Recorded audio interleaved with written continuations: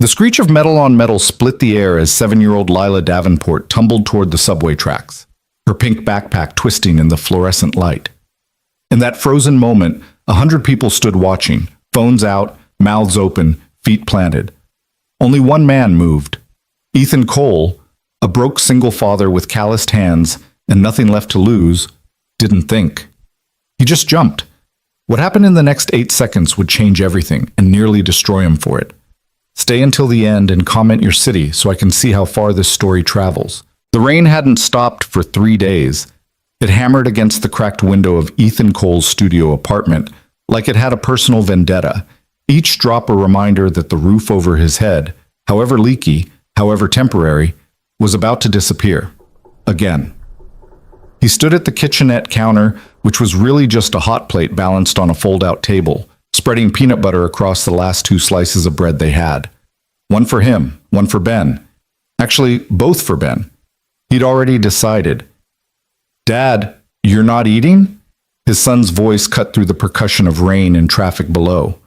Ben sat cross-legged on their shared mattress in the corner, his Batman pajamas 2 sizes too small, wrists poking out like little bird bones. "I had a big lunch at work," Ethan lied smoothly, wrapping the sandwich in a paper towel. The truth was, he'd been fired from his night shift mechanic job at Murphy's Auto Body 14 hours ago. No warning, no severance, just Tony Murphy's apologetic shrug and the words that had been following Ethan his entire adult life. "Business is slow, Cole. You understand." He understood, all right. He understood that men like him, men with repo notices and eviction warnings and child support battles they'd already lost, were always the first to go and the last to be remembered. "Come on, kiddo. We can't miss the train." Ethan grabbed Ben's backpack from the hook by the door, checking inside for the 3rd time. Homework folder, broken crayons. The stuffed elephant that had been Ben's since the hospital, back when Sarah was still around to hold them both. Sarah. The name still hurt like stepping on glass in the dark. Ben slipped his small hand into Ethan's as they descended 4 flights of stairs in the building that smelled perpetually of boiled cabbage and broken dreams. Mrs. Chen from 2C was arguing with her landlord again. The Ramirez twins were crying somewhere above them. The elevator had been broken since July, which was fine. Ethan didn't trust it anyway. Outside, the October wind cut through his jacket like it wasn't even there. He pulled Ben closer, shielding him from the rain with his own body, as they hurried toward the subway entrance on Morrison Street. The city moved around them in its usual chaos, cars honking, someone screaming about the end times, a hot dog vendor fighting with his umbrella. New York didn't stop for anyone's problems. It especially didn't stop for Ethan Cole's. The subway platform was packed with the evening rush. Ethan kept a firm grip on Ben's hand as they navigated through the crowd. Businessmen in expensive suits checking their phones, tourists consulting crumpled maps, a woman with grocery bags that kept bumping into people. The fluorescent lights flickered overhead, casting everyone in a sickly yellow-green that made them all look half dead. "When's the train coming?" Ben asked, trying to see over the edge of the platform. "Back up, buddy, not too close." Ethan pulled him away from the yellow warning line. He'd heard too many stories, seen too many near misses. The subway was a hungry thing, and it didn't discriminate. "I'm hungry," Ben said quietly, looking up at him with Sarah's eyes, that particular shade of brown that could break your heart from 20 paces. "I know. We'll eat when we get home." Another lie. The sandwich would have to stretch until tomorrow. He'd hit up the food bank on Amsterdam if they still had his paperwork. If not, he'd figure something else out. He always did. A train thundered past on the opposite platform, heading uptown. The wind from its passage whipped trash and newspapers into small tornadoes. Ben pressed against Ethan's leg, and Ethan rested his hand on his son's shoulder, grounding them both. This was his life now. This was all it had been for 3 years since the accident, since Sarah's car had skidded on black ice and taken their future with it. Before that, they'd been whole. They'd been a family. Ethan had worked as a senior mechanic at a good shop.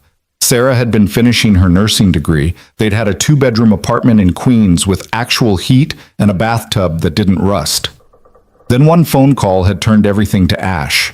The grief had consumed him for months. He'd lost the good job, lost the apartment. Nearly lost Ben to Sarah's parents, who'd argued in court that a mentally unstable, financially insolvent man couldn't provide proper care. He'd fought like hell to keep his son, won by a thread. But the victory had cost him everything else: lawyer fees, court costs, the respect of everyone who'd once called him friend. Now here he was, 34 years old and standing on a subway platform with $4 in his pocket and a kid who deserved so much better. "Excuse me, could you help me?" An elderly woman with a cane was trying to navigate through the crowd, a heavy suitcase bumping along beside her. "Yes, ma'am." Ethan moved automatically, years of his mother's teaching kicking in. He lifted her suitcase over a puddle and set it down gently beside her. "You got it from here?" "Bless you, young man." She smiled at him, and for just a second, Ethan remembered what it felt like to be someone's hero, even in something small. "Dad, look!" Ben was pointing at something down the platform. "That girl has the same backpack as Emma from school." Ethan followed his gaze. About 30 feet away, near one of the support columns, a little girl stood beside a woman in an expensive white coat. The woman was on her phone, completely absorbed, while the child, maybe 6 or 7 years old, gazed around with wide eyes, holding a stuffed rabbit. The girl's backpack was pink with unicorns. Ben's classmate Emma had the same one. It probably cost more than Ethan made in a week back when he still had a job. "That's nice, buddy." Ethan checked his watch. The downtown train was late. Story of his life. The platform was getting more crowded. A group of teenagers pushed past, laughing too loud. A man in a business suit jostled Ben, didn't even apologize. The woman with the grocery bags dropped an apple, and it rolled toward the tracks. She didn't notice. Ethan bent to pick it up, tapped her shoulder. "Ma'am, you dropped." That's when he heard it. The distant rumble. The sound that every subway veteran knew in their bones. The downtown train was coming. People surged forward instinctively, positioning themselves for the doors. Ethan pulled Ben back, keeping them a safe distance from the edge. Always a safe distance. Always careful. The rumble grew louder. That's when the screaming started. "Watch out!" "Oh my God! Somebody help her!" Time fractured into terrible clarity. The little girl with the pink backpack, the one who'd been standing with the woman in white, was at the edge of the platform. Not just at the edge, falling. Her foot had slipped, or maybe someone had bumped her. It didn't matter because she was tilting forward, arms windmilling, eyes wide with terror. The woman in white spun around, hand reaching out, but she was too far away. Everyone was too far away. Except the girl wasn't too far from the edge anymore. She was past it. Her body twisted as gravity claimed her, and she dropped, one leg already over the side, her hands grasping at nothing, at air, at the empty space where solid ground should have been. The train was coming. Ethan could see its lights now, piercing through the tunnel darkness. Could hear the shriek of metal on metal as it barreled toward the station at 40 miles per hour. The girl's scream cut through everything, high and desperate and terrified. The sound a child makes when they know death is coming but don't understand why. 100 people stood frozen. Phones came up automatically, recording. Someone yelled for help. Someone else swore. The woman in white was running, heels clicking uselessly against concrete, her mouth open in a scream that couldn't reach fast enough. And Ethan moved. He didn't think. Thinking was for people with time, and there was no time. There was only the animal instinct that had kept humans alive for millennia, the same instinct that had made him dive into the rapids to pull Ben out when he was 4, that had made him grab the steering wheel when Sarah started to pass out at the wheel that last time. The instinct that said, "Someone's child is dying. Move." He dropped Ben's hand, heard his son shout, "Dad!" But the sound was already far away, already lost in the roar of the approaching train. Ethan's boots hit the platform in a dead sprint. 3 steps, 5, 7. The girl was screaming, dangling now, one hand clutching the platform edge, her legs kicking above the tracks. The rabbit fell from her grip, tumbling down into the darkness below. The train rounded the bend, its horn blasted, a long, desperate wail.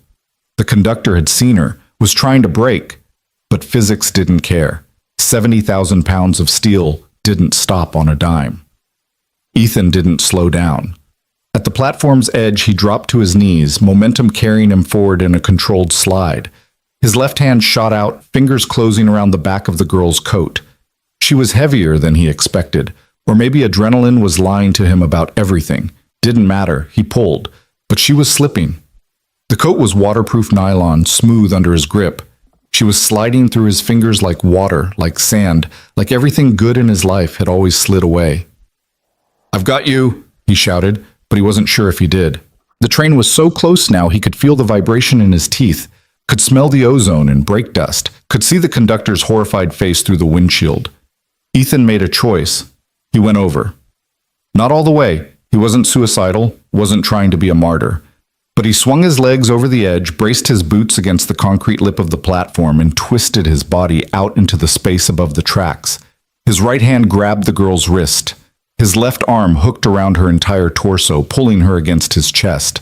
She was crying, shaking so hard her teeth chattered, but she was solid, real, alive. The train's brakes screamed like damned souls. Sparks flew from the wheels in great cascading showers. The horn blasted again and again and again. Ethan pulled, put every ounce of strength from years of turning wrenches and lifting engines into that one motion. His shoulders burned. His back spasmed. His fingers felt like they were breaking. The girl came up, inch by impossible inch. He got her waist above the platform edge, then her hips, then her legs, and then he threw her. Actually threw her. A desperate wild heave that sent her sprawling back onto the platform, into the crowd, into safety. The train was right there. Its headlights turned the world white. Ethan tried to pull himself up. His boots scrabbled against concrete. His hands reached for purchase. Someone was screaming his name, Ben, oh God, Ben, but his fingers couldn't find anything to grip. And the train was so close, and the wind was already tearing at him like invisible hands. Something grabbed his collar, then his shoulder, then his entire arm. Hands, multiple hands. The crowd that had been frozen was suddenly moving, pulling, hauling him up with desperate strength. A man in a security uniform, a woman with grocery bags, a teenager in a Yankees cap, all of them pulling together. Ethan's chest hit the platform edge, his hips, his legs. The train roared past, missing him by inches. The wind ripped at his face hard enough to hurt. Heat from the metal rails washed over him like opening an oven. For one terrible second, he smelled burning. His jacket, he realized distantly, had brushed against something. And then it was over. The train screamed to a stop 30 yards down the platform. The doors didn't open. The entire station had gone silent except for the mechanical wheeze of the brakes and someone sobbing. Ethan lay on the filthy concrete, gasping. His entire body was shaking. His hands had gone numb. His shoulder felt like someone had taken a hammer to it. "Dad! Dad!" Ben crashed into him, small arms wrapping around his neck with desperate strength. "You jumped! You jumped and I thought... "I'm okay." Ethan's voice came out like sandpaper. "I'm okay, buddy. I'm right here." He wasn't okay. Nothing about this was okay. But he was alive, and the little girl was alive, and sometimes that had to be enough. People were crowding around now, phones out, everyone talking at once. "Did you see that? He jumped right in. Holy shit, that was insane. Someone call 911. Is he crazy?" Ethan tried to sit up. His vision swam. Strong hands helped him, the security guard, name tag reading Marcus. "Easy, man, easy. Paramedics are coming." Marcus looked shaken, his dark skin ashen under the fluorescent lights. That was, Jesus Christ, that was the craziest thing I've ever seen. The girl. Ethan's mouth was dry. "Where's the girl?" "Right here." It was a woman's voice, sharp with shock. "Right here. She's right here." Ethan turned his head. The woman in the white coat was kneeling a few feet away, the little girl clutched in her arms. The child was crying hysterically, face buried in her mother's shoulder. But she was alive, breathing, safe. The woman looked up. Her face was striking, sharp cheekbones, dark hair pulled back, the kind of polished beauty that came from money and good genes. But right now she just looked terrified. Her hands were shaking as they clutched her daughter. "You..." She started, stopped, started again. "You saved her. You saved my baby." Ethan nodded, couldn't quite form words. His brain was still catching up to what his body had done. "Thank you." The woman's voice cracked. Thank you, oh God, thank you." Before Ethan could respond, before he could tell her it was fine, it was nothing. Anyone would have done it, even though they both knew that was a lie because he'd been the only one to move. A new voice cut through the chaos. "NYPD, everyone back! Give him space!" Two officers pushed through the crowd, a man and a woman, both looking grim. The male officer, tall, Latino, nameplate reading Rodriguez, knelt beside Ethan while his partner started crowd control. "Sir, I'm Officer Rodriguez. Sir, are you injured? Can you tell me what happened?" "I'm fine." Ethan tried to stand. His legs had other ideas. Marcus caught him before he fell. "The girl slipped. I grabbed her." "You jumped onto the tracks." Rodriguez's tone was carefully neutral. "Multiple witnesses saw you jump." Something cold settled in Ethan's stomach. "She was falling. I pulled her back up." "Some witnesses say you pushed her first." The world tilted. "What?" The word came out strangled. No, I didn't. She was already falling when I got there." "Several people reported seeing you near the child before the incident." Rodriguez pulled out a notebook. "Can you explain that?" "I wasn't near her." Ethan's voice rose. People were staring. "I was with my son. We were waiting for the train. She started to fall, and He saved her." It was the woman in white standing now, the little girl still in her arms. Her voice cut through the platform like a blade. "This man saved my daughter's life." "What the hell are you doing?" "Ma'am, we need to establish what happened." Rodriguez didn't look at her. His eyes stayed on Ethan, measuring, judging. And Ethan knew that look. He'd seen it from landlords, from social workers, from Sarah's parents in the courtroom, from every person who'd ever looked at his thrift store clothes, and his calloused hands, and his too old face, and decided they knew exactly what kind of man he was. The kind of man who pushed little girls in front of trains. "Officer, I'm telling you," Ethan started, but Rodriguez held up a hand. "Sir, I need you to remain calm. We're going to sort this out." He spoke into his radio. "Dispatch, this is Rodriguez. I need backup at the Morrison Street station. And get me video footage from platform cameras ASAP." "Dad, what's happening?" Ben's voice was small and scared. "Why are the police here?" "It's okay, buddy." Ethan pulled his son close with his good arm. The other one was starting to really hurt now, a deep ache that suggested he'd done some damage. "Everything's fine." Another lie. Nothing was fine. More officers arrived, someone from Transit Authority, a paramedic team with a stretcher. The platform had become a circus, and Ethan was the main attraction. "Sir, we need you to come with us to answer some questions." Rodriguez's tone was firm now. Not quite arrest level, but heading that direction. "Answer questions about what? I told you what happened." "Multiple witnesses have given conflicting accounts. Until we can review the footage." "There's footage?" Ethan seized on that. "Then look at it. It'll show you I didn't do anything wrong." "The cameras on this platform have been malfunctioning." Rodriguez's face was stone. "Maintenance hasn't gotten to them yet. So right now we have eyewitness testimony that conflicts. Some people say you saved her. Others say you caused the incident." "That's insane." The woman in white stepped forward, still holding her daughter. "I was right there. This man risked his life to save my child. You cannot possibly be suggesting—" "Ma'am, I understand you're upset, but we need to follow procedure." Rodriguez finally looked at her, and his expression shifted slightly. Recognition, maybe, or surprise. "Ms. Davenport?" "Claire Davenport." The woman, Claire, lifted her chin. "Yes, and I'm telling you, as the only person who was actually with my daughter when this happened, that this man is a hero, not a criminal. Your daughter was on her phone." The female officer, name tag Chen, had been interviewing bystanders. "Multiple people said you weren't paying attention when the child wandered to the platform edge." Claire's face went pale, then red.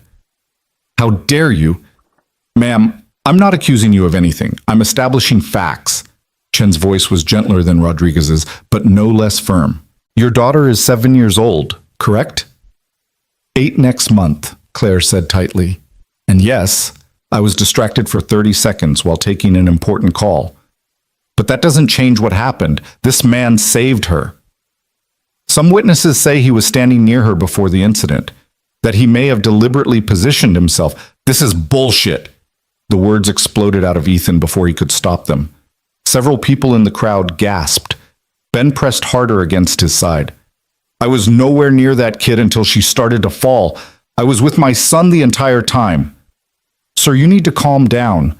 Rodriguez's hand drifted toward his belt. Not to his gun, but close enough to make the threat clear. I am calm, but you're accusing me of what exactly? Attempted murder? Of a child? No one's accusing you of anything yet. Rodriguez pulled out handcuffs. But we need you to come to the station. Answer some questions. Let us sort this out properly. You're arresting me? Ethan couldn't breathe. You're actually arresting me. Not under arrest, just detained for questioning. What's the difference? The difference is I'm asking you to cooperate voluntarily. And if I don't?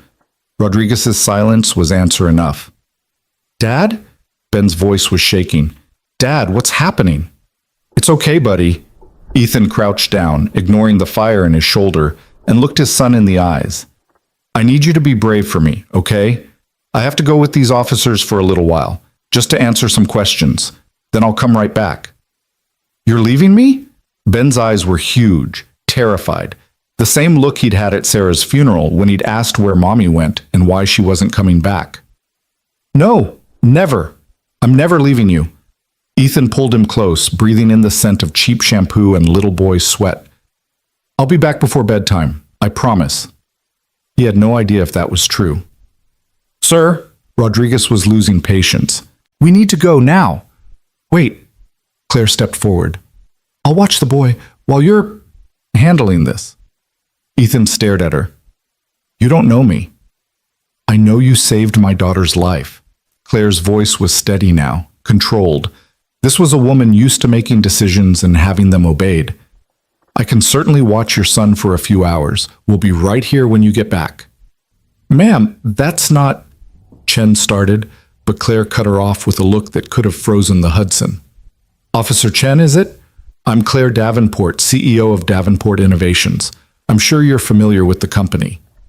The way she said it made clear it wasn't a question.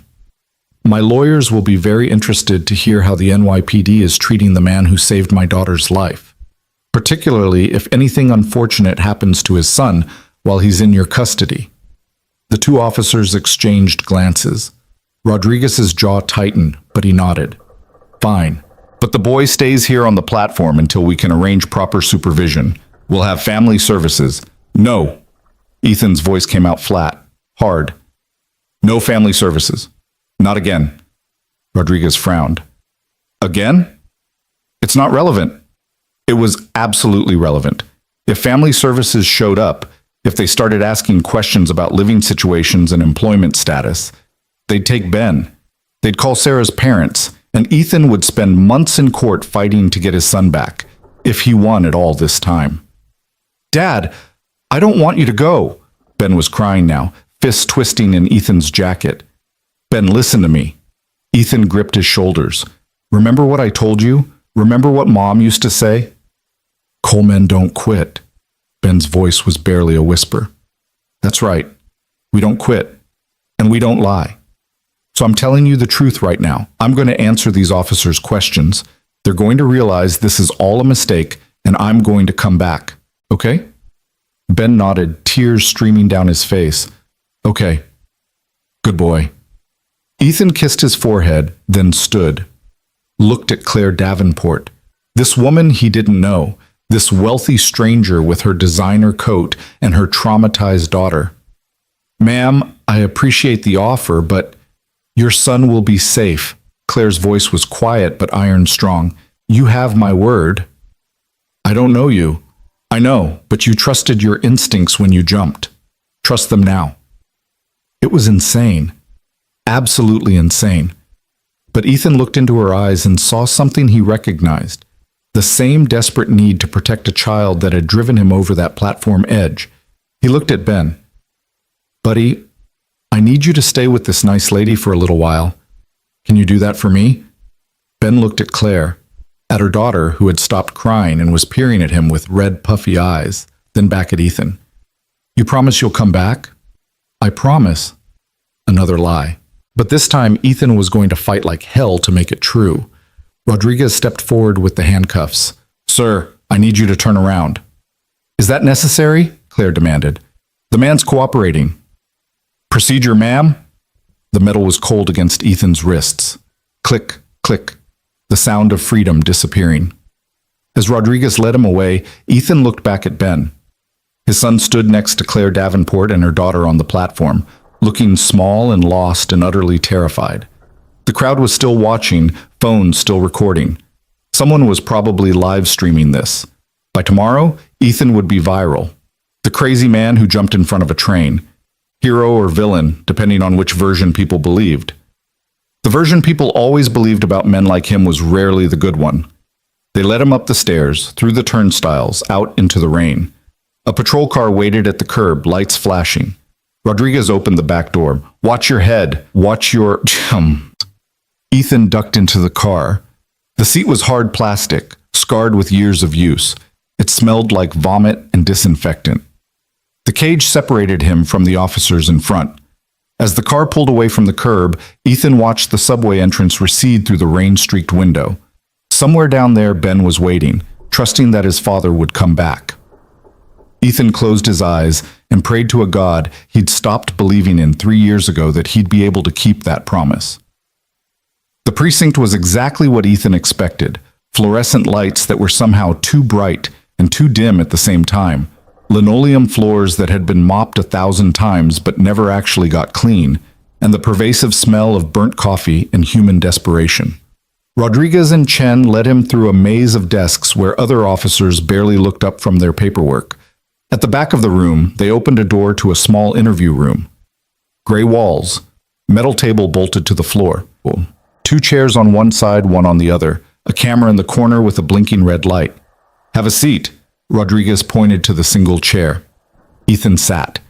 His shoulder was really hurting now, a deep throb that suggested torn muscle at minimum. His shirt was still damp from the rain, or maybe from sweat. He couldn't tell anymore. "Can I at least call someone?" Ethan asked. "Let them know where I am?" "Who would you call?" Chen pulled out a notepad. The question hit harder than it should have. "My son's social worker. Let her know Ben's being looked after." "You have a social worker?" Rodriguez's eyebrows rose. "Why?" "None of your business." "Sir, if you're involved with family services, that's relevant to..." "To what? Whether I push little girls in front of trains? Jesus Christ." Ethan's laugh was bitter. "My wife died 3 years ago. Her parents tried to take custody of Ben. I won, but the court mandated regular check-ins with a social worker for the first year. We haven't needed her in months, but I figured someone should know Ben's not with me." Chen made notes. Rodriguez crossed his arms, leaning against the wall. "Tell us what happened. From the beginning." So Ethan did. He explained the rain, the crowded platform, waiting for the train with Ben, seeing the little girl near the edge, the moment she started to fall, his decision to jump. He left nothing out.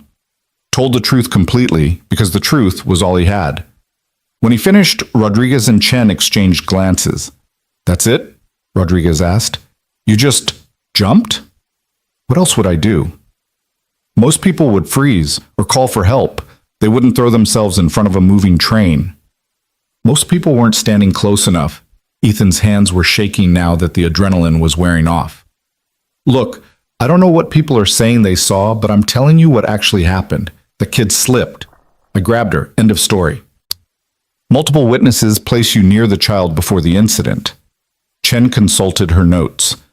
A woman named Patricia Hendricks says she saw you standing directly behind the girl for several minutes before she fell. "That's not true. I was nowhere near her." A Mr. David Yates corroborates Hendricks's statement, says you were lurking near the child. "Lurking? I wasn't..." Ethan forced himself to breathe. Getting angry wouldn't help. "I was with my son the entire time. We were at least 20 feet away from that girl." "Can anyone confirm that?" "Ben can." Your 7-year-old son. Rodriguez's skepticism was clear. Any other witnesses who might be less biased? Ethan thought frantically. The elderly woman with the suitcase, the man in the business suit who'd bumped Ben, the woman with the grocery bags. There were people around us. I helped an old lady with her luggage. Someone bumped into Ben. I gave a lady her dropped apple. Can you identify any of these people? No, I don't know their names. Convenient. It's not convenient, it's just what happened. People don't introduce themselves on subway platforms. Mr. Cole, I'm going to be straight with you. Rodriguez leaned forward. Right now, this doesn't look good. You're unemployed, correct? How did you your wallet? Rodriguez held up Ethan's worn leather billfold. They must have taken it while he was in the car. No credit cards, $4 cash, an EBT card, no employment ID. Your address is listed as... He trailed off, checking a piece of paper. Currently homeless? Chen finished. The landlord at your listed address says you were evicted 2 months ago for non-payment. Ethan's face burned. I'm between places. But that has nothing to do with... It has everything to do with it. Rodriguez's voice was hard now. You're broke. Desperate. Maybe you saw a well-dressed woman and her daughter, thought you could stage a rescue, play the hero, get some reward money. Maybe it went wrong. Maybe you pushed too hard and the kid actually fell. That's insane.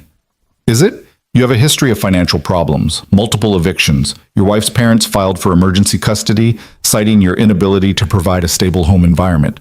They lost that case, but they filed it, which means there were concerns about your fitness as a parent.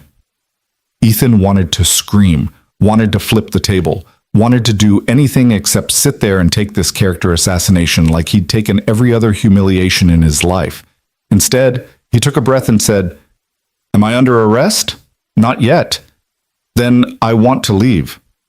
You're free to go any time. Rodriguez smiled without humor. But if you walk out now before we finish our investigation, that's going to look suspicious. Might make us think you have something to hide. I don't have anything to hide. I told you what happened. Then sit here and wait while we review the evidence. Shouldn't take more than a few hours. A few hours. Ben was waiting. Claire Davenport, a woman he'd met 10 minutes ago, was the only thing standing between his son and the foster care system. Fine. Ethan slumped in the chair. I'll wait. Smart choice. Rodriguez moved toward the door. Someone will bring you water. Don't touch anything. They left him alone in the room. Ethan stared at the camera in the corner, its red light blinking like a malevolent eye.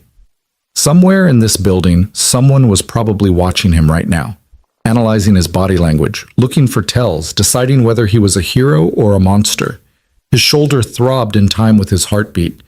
He needed medical attention. There was probably ligament damage, maybe worse, but he didn't ask. Showing weakness in a place like this was a mistake. Time moved like molasses. The clock on the wall ticked with agonizing slowness. 5 minutes. 10. 30. His mind wouldn't stop spinning. What was Ben doing right now? Was he scared? Claire Davenport had seemed sincere, but Ethan didn't know her. Didn't know if she'd keep Ben safe or if she'd already called family services herself. Rich people love to call authorities on poor people. Made them feel virtuous. An hour passed. Ethan's stomach growled. He'd given Ben the last of their food. There was nothing at home, no home to go back to anyway, really, just a room with a broken lock and a mattress on the floor. How had his life become this? He'd been a good student, not great, but decent.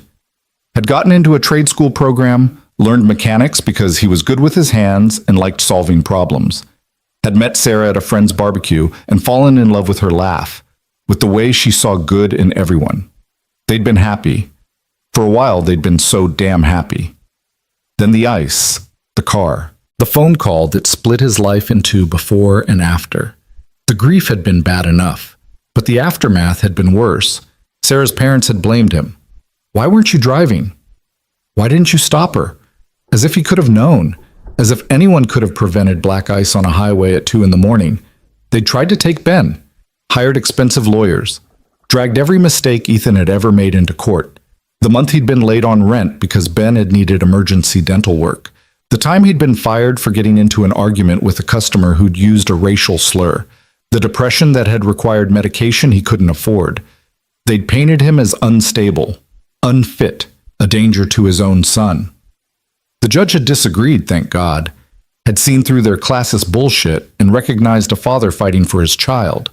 But the damage was done. Ethan's reputation was destroyed. His employer at the time had let him go. Word got around, Cole's got problems, better not risk it. He'd been digging out of that hole ever since, taking any job that would have him, sleeping in his car when necessary, making sure Ben always had food, even if Ethan didn't, staying strong because someone had to. And now this. Now he'd done the right thing, had literally risked his life to save a child, and was being treated like a criminal because he had the wrong kind of face, the wrong kind of address, the wrong kind of life. The door opened. Rodriguez came back in, followed by Chen and a third person, a man in an expensive suit with gray at his temples and the air of someone used to being obeyed. "Mr. Cole," the man said, sitting across from him. "I'm Detective Morrison. I've been reviewing your case." "It's not a case," Ethan said tiredly. "It's a misunderstanding." "Perhaps." Morrison opened a folder. "We've been trying to access the platform camera footage. Unfortunately, the system has been down for maintenance for the past week." Ethan's heart sank. "So there's no video?" "Oh, there's video, just not from the platform cameras." Morrison turned a laptop around so Ethan could see the screen. "Turns out about 15 people in that station were recording with their phones. We've collected several videos. Would you like to see what they show?" Hope sparked in Ethan's chest. "Yes. God, yes. Play it." Morrison hit play. The video was shaky, someone filming from about 20 feet away. But it showed the platform, showed the crowd, showed the little girl at the edge, showed Ethan running, showed him dropping to the platform, showed his desperate grab, the train approaching, the moment he went over the edge, showed him being pulled back up. The video ended. "That," Ethan's voice cracked. "That shows exactly what I said. I saved her. I didn't push her." "That video shows you pulling her up, yes." Morrison closed the laptop. "Unfortunately, it doesn't show the moments before, doesn't show what made her fall in the first place." "She slipped. Her foot." "Mr. Cole, here's my problem." Morrison leaned back in his chair. "I have you on camera pulling that girl to safety. I also have 2 witnesses who swear they saw you near the child before the incident. And I have a man with no job, no home, and a history of financial desperation performing a very public rescue of a wealthy woman's daughter. You think I staged this?" Ethan couldn't believe what he was hearing. "You think I pushed a kid in front of a train so I could save her and get a reward?" "I think it's a possibility we have to consider." "That's insane." "Is it?" "We see scams like this all the time. Someone creates a dangerous situation, then solves it. Looks like a hero, gets a reward, maybe a job, definitely some good press.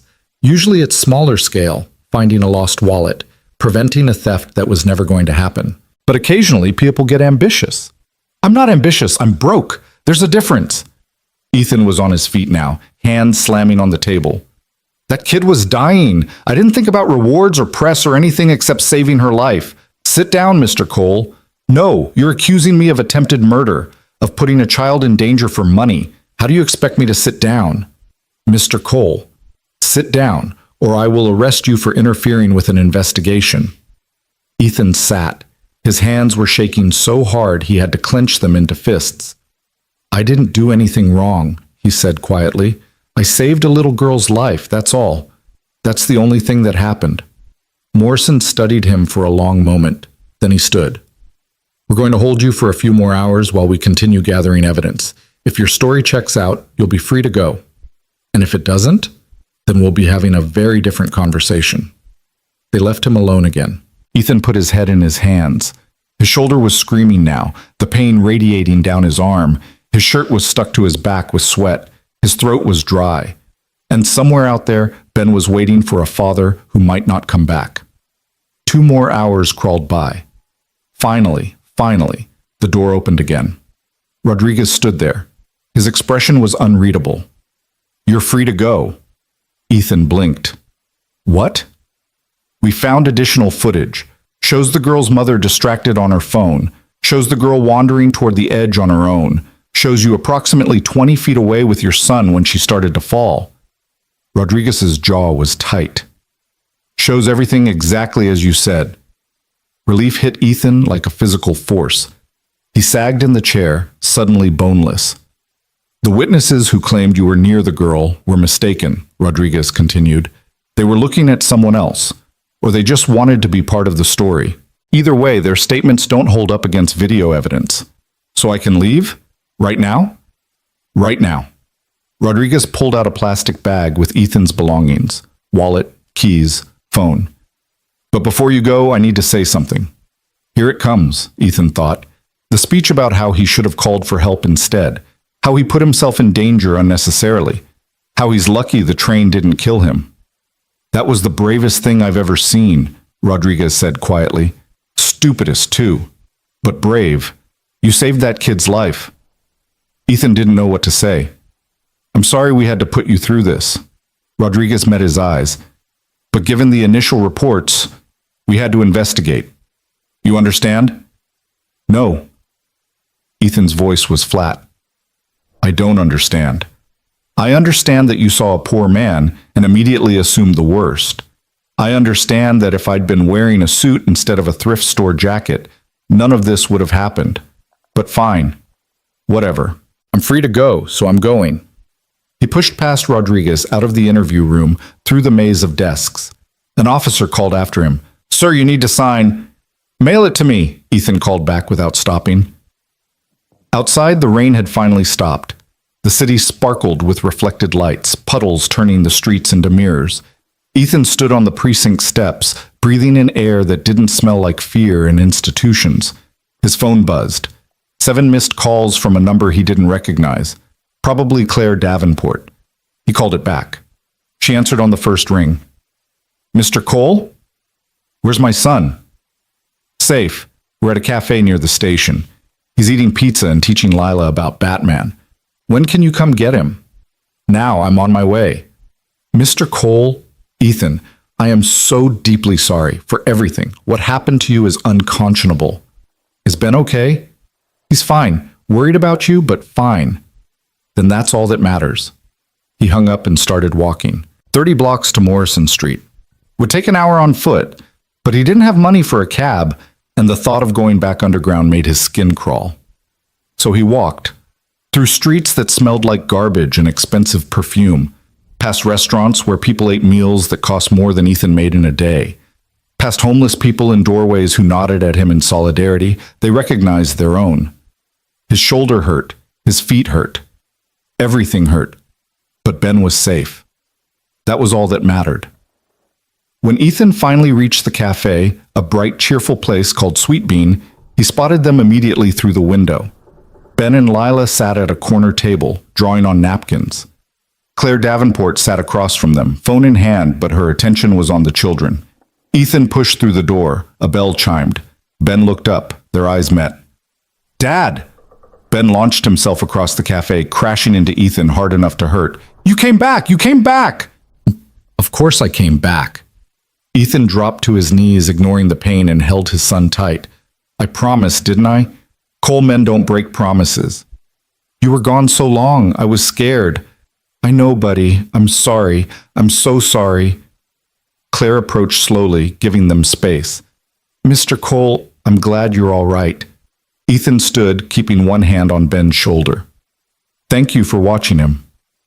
It was the least I could do. Claire's expression was serious. I spoke with my lawyers while you were detained. What the police did to you was completely inappropriate. If you want to file a complaint, I don't want to file anything. I just want to take my son and go home. Of course, Claire hesitated. But there's something I need to say first. What you did, saving Lila. I can never repay that, but I'd like to try. You don't owe me anything. I owe you everything. My daughter is alive because of you. Lila had come over, holding her mother's hand. She looked up at Ethan with huge eyes. Thank you for catching me, she said softly. Ethan crouched down to her level. You're welcome, sweetheart. Next time you're near train tracks, hold someone's hand, okay? She nodded seriously. Okay. Claire pulled out a business card. This is my personal number, not my assistant, not my secretary, me. If you ever need anything, a job, a place to stay, help with bills, anything, you call me. Understood? Ethan looked at the card. Expensive paper, embossed lettering. Claire Davenport, CEO, Davenport Innovations. A midtown address that probably cost more per month than Ethan had made in his entire life. He almost didn't take it. Pride was about all he had left. But then he thought of Ben, of the eviction notice, of the empty pantry, of all the times he'd let pride keep him from accepting help he desperately needed. He took the card. Thank you, he said. Truly. Thank you, Ethan. You're a good man. As they left the cafe, Ben chattered about the pizza and Lila and how he'd taught her the difference between Batman and Superman. Ethan listened with half his attention, the other half on the business card in his pocket. Claire Davenport, CEO, a woman with the kind of power that could change lives. His life. Maybe. They walked home through streets that had started to gleam with possibility. For the first time in 3 years, Ethan let himself hope that tomorrow might be different, that tomorrow might be better. Because today, he'd been a hero. And maybe, just maybe, that counted for something after all. The apartment looked worse in daylight than it had in the dark. Water stains mapped the ceiling like continents on a dying world. The single window overlooked a brick wall 3 feet away. The radiator clanked but produced no heat. And the eviction notice was still taped to the door, bright orange and impossible to ignore. Ethan peeled it off as they entered, crumpling it in his fist. 3 days. That's what the notice said. 3 days to come up with 2 months back rent plus late fees or they were out on the street. I'm hungry, Dad. Ben dropped his backpack by the mattress and looked at Ethan with hope that hurt to see. I know, buddy. Let me see what we've got. Ethan opened the mini fridge that hummed ominously in the corner. A bottle of ketchup. Half a gallon of milk that was probably questionable. An apple that had seen better days. He grabbed the apple, rinsed it in the rust-stained sink, and cut away the brown spots. 3 slices for Ben. 1 for him, even though his stomach was eating itself. Tomorrow I'll hit the food bank, Ethan said, handing Ben the plate. Get us some real groceries. Can we get peanut butter? Yeah, and bread. Maybe some of those fruit cups you like. Ben ate slowly, savoring each bite. Ethan forced himself to chew the mealy apple and pretend it was enough. His phone buzzed. Unknown number. Hello? Mr. Cole? This is Jennifer Martinez from Channel 7 News. I'm calling about the incident at Morrison Street Station. We'd love to interview you for... Ethan hung up. The phone buzzed again immediately. Different number. Mr. Cole, this is David Chen from the Daily News. Our readers would be very interested in your story. There might be compensation for... He hung up again, turned the phone off completely. Who is that? Ben asked through a mouthful of apple. Nobody important, but the calls kept coming over the next 2 days. Reporters left voicemails. News vans showed up outside the building. Someone had posted the subway video online, and it had gone viral. 10 million views, 20 million, 50 million. Ethan's face was everywhere, frozen in that moment of desperate courage, the train bearing down as he pulled Lila to safety. The comments section was a war zone. This man is a hero. Looks homeless. Probably staged it for money. I would have done the same thing. No, you wouldn't have. Nobody moved but him. Why was he so close to the kid in the first place, sis? Y'all will really find any reason to doubt a good deed, huh? Ethan didn't read them. Didn't watch the interviews Claire Davenport gave, praising him to the heavens. Didn't respond to the GoFundMe someone had started in his name that had already raised $40,000. He didn't want money. Didn't want fame. He wanted to be invisible again. But the world wasn't letting him disappear. On the 3rd day, when Ethan returned from a failed job interview at a warehouse in Queens, he found his landlord waiting in the hallway. Mr. Volkov was a thick man with a face like spoiled meat and the soul to match. Cole. Volkov's accent turned his name into something vaguely threatening. You have rent? Not yet, but I'm working on... 3 days, Notice said. Today is 3 days. I know, I just need a few more... No more days. You go. Now. Volkov pulled out a key. I have new tenant. They pay. You don't pay. Simple. We've got nowhere to go. Ethan's voice stayed level through sheer force of will. Just give me 1 more week. I'll get the money. You say this before, many times. No more weeks. Volkov unlocked the door. You pack. 1 hour. Then I call police. You can't just throw us out. There are laws. Laws? Volkov laughed. It was not a pleasant sound. You want to talk about laws? You have lease. Lease says you pay rent. You don't pay rent. Law is on my side, not yours. He was right. Ethan knew he was right. In a city that ate the poor and shit out the bones, landlords always won. Please. Ethan hated the word even as he said it, hated the begging tone. But Ben was inside, probably doing homework on the floor because they didn't have a table. My son, your son is not my problem. You want son to have home? You pay rent. Simple. Volkov checked his watch. 55 minutes now. You waste time talking. Inside the apartment, Ethan stood in the middle of the room and tried to figure out how his life had come to this. 3 days ago, he'd been a hero. Millions of people had watched him risk everything, and now he was being evicted anyway, because viral videos didn't pay the rent, and good deeds didn't keep the lights on. Dad? Ben looked up from his math worksheet. Why is Mr. Volkov here? We need to pack, buddy. Pack? Why? We're going on an adventure. Ethan forced brightness into his voice, made it sound fun, not devastating. Gonna stay somewhere new for a while. Where? Good question. The shelters were always full. His car had been repossessed 6 months ago. He had no family in the city, no friends left who'd take them in.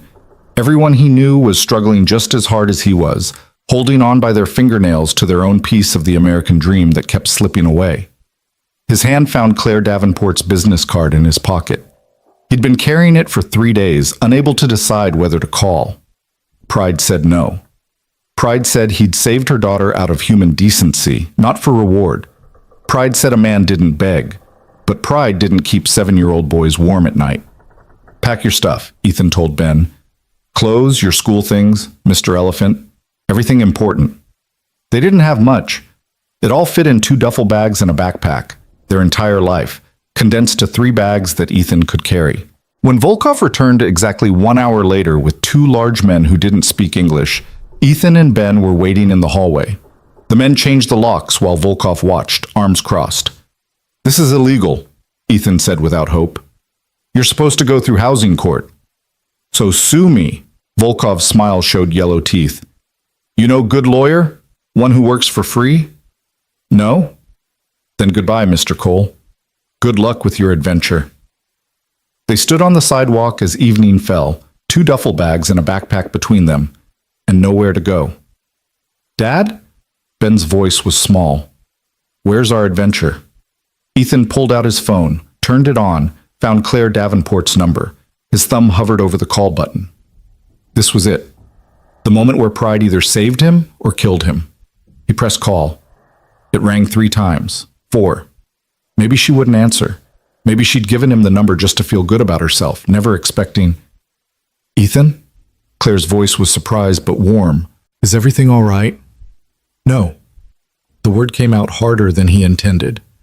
No, everything's not all right. I just got evicted. My son and I are standing on the street with nowhere to go, and I'm calling you because I'm out of options, and you said if I ever needed anything. He stopped, took a breath, tried again. I'm sorry, I shouldn't have... Where are you? Claire's voice had shifted. All business now, crisp, commanding. Corner of Amsterdam and 147th. Stay there. I'm sending a car. Ms. Davenport, I don't need... You called me. That means you need help. So let me help. The car will be there in 15 minutes. Wait for it. She hung up. Ethan stared at his phone. Ben tugged his sleeve. Who was that? The lady from the subway. Lila's mom. Are we going to see Lila? Maybe. I don't know. They waited. Traffic flowed past.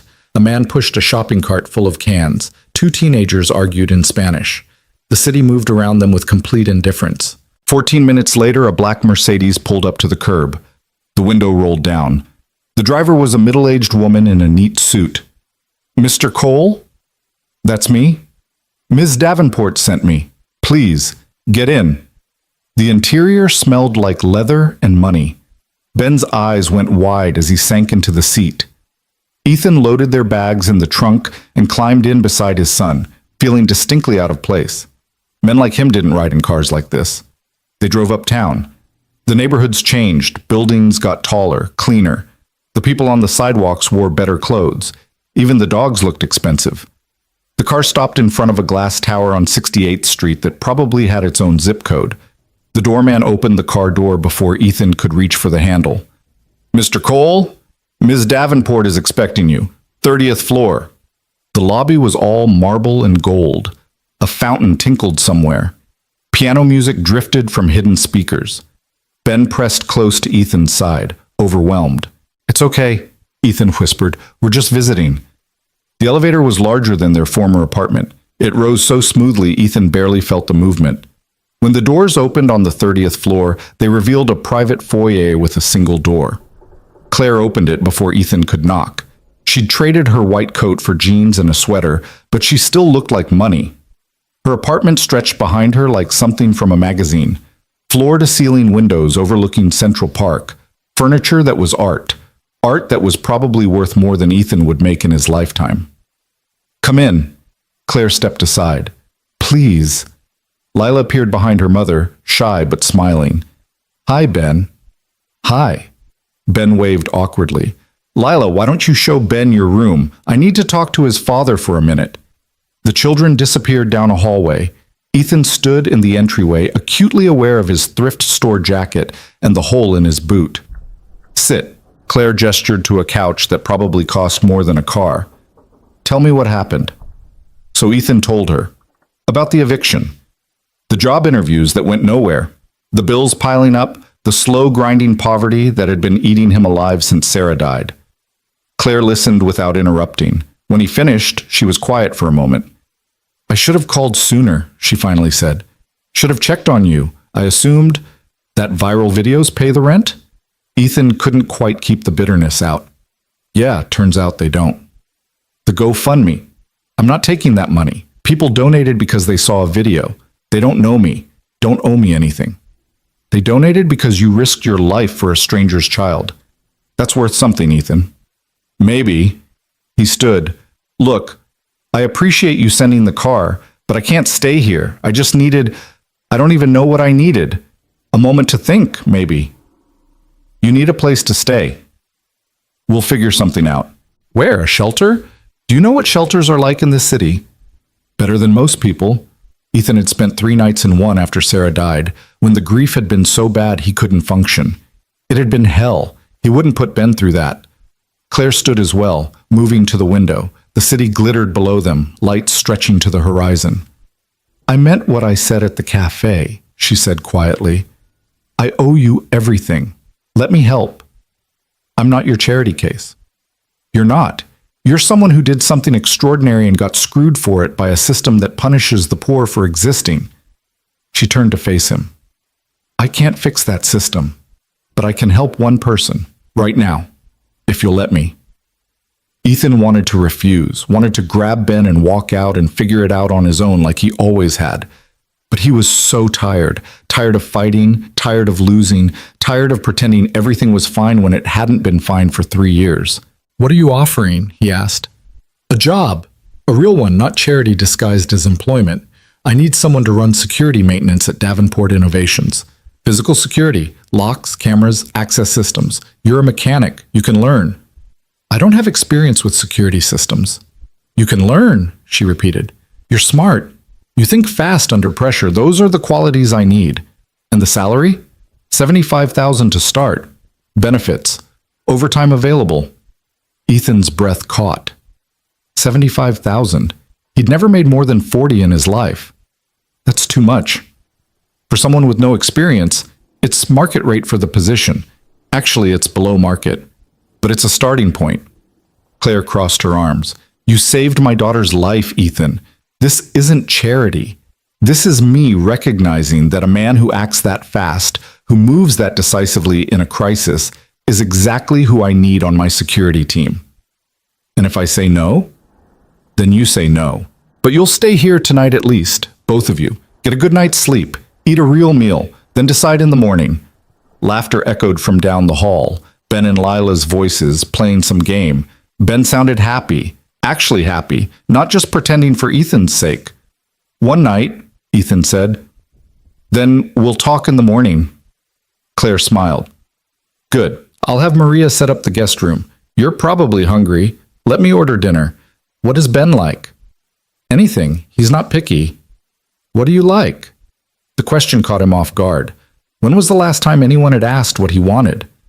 "I'm not picky either," he said. They ate Thai food at a table that sat 12, even though there were only 4 of them. Ben and Lila chattered about cartoons and school.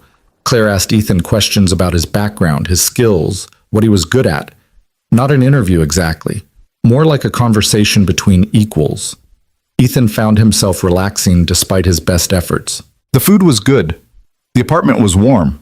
For one night, he didn't have to worry about where they'd sleep or what they'd eat tomorrow. After dinner, Claire showed them to the guest room. It had a queen bed with actual sheets that matched, a private bathroom with hot water that didn't sputter, a TV, a window that overlooked the park. "There are clothes in the closet," Claire said. "Probably not your size, but clean. Towels in the bathroom. If you need anything, I'm just down the hall." "Thank you." Ethan's throat was tight. "Really, thank you. Thank me by staying, by taking the job, by letting me do this one thing." She paused in the doorway. "You gave me back my daughter. That's not a debt I can ever repay. But I'd like to try." After she left, Ethan sat on the edge of the bed, an actual bed with a mattress that didn't have springs poking through, and watched Ben explore the room with wonder. His son found the remote, turned on the TV, channel surfed until he found cartoons. "Dad, can we stay here?" "Just for tonight, buddy." "But I like it here. Lila's nice, and this bed is so soft." "I know, but this isn't our home. We don't have a home." The words hit like a punch, because Ben was right. They didn't have a home. They had addresses they were evicted from, rooms they couldn't afford, temporary spaces they occupied until someone with more money wanted them. That night, Ethan lay awake long after Ben fell asleep beside him. Through the window, he could see Central Park stretching dark and vast. Somewhere down there, people were sleeping on benches, in subway stations, in cardboard boxes under bridges. He'd almost been one of them. Might still be, if he was stupid enough to refuse Claire's offer. But taking it meant admitting he couldn't do it alone, meant accepting help from someone he barely knew, meant walking into a world of money and power where men like him didn't belong. He thought about Sarah, about what she would say. She'd always been the practical one, the one who saw reality clearly while Ethan charged ahead on stubborn pride. "Take the job, you idiot," he could almost hear her say. "Take care of our son." In the morning, Ethan found Claire in the kitchen, drinking coffee and reading something on her tablet. She looked up when he entered. "Sleep well?" "Better than I have in months." She poured him a cup of coffee. "So, have you thought about my offer?" Ethan wrapped his hands around the warm mug. "I need to know something first. Why me? You could hire a dozen qualified people for that position. Why give it to someone with no experience?" Claire was quiet for a moment, choosing her words carefully. "Because I watched you jump," she finally said.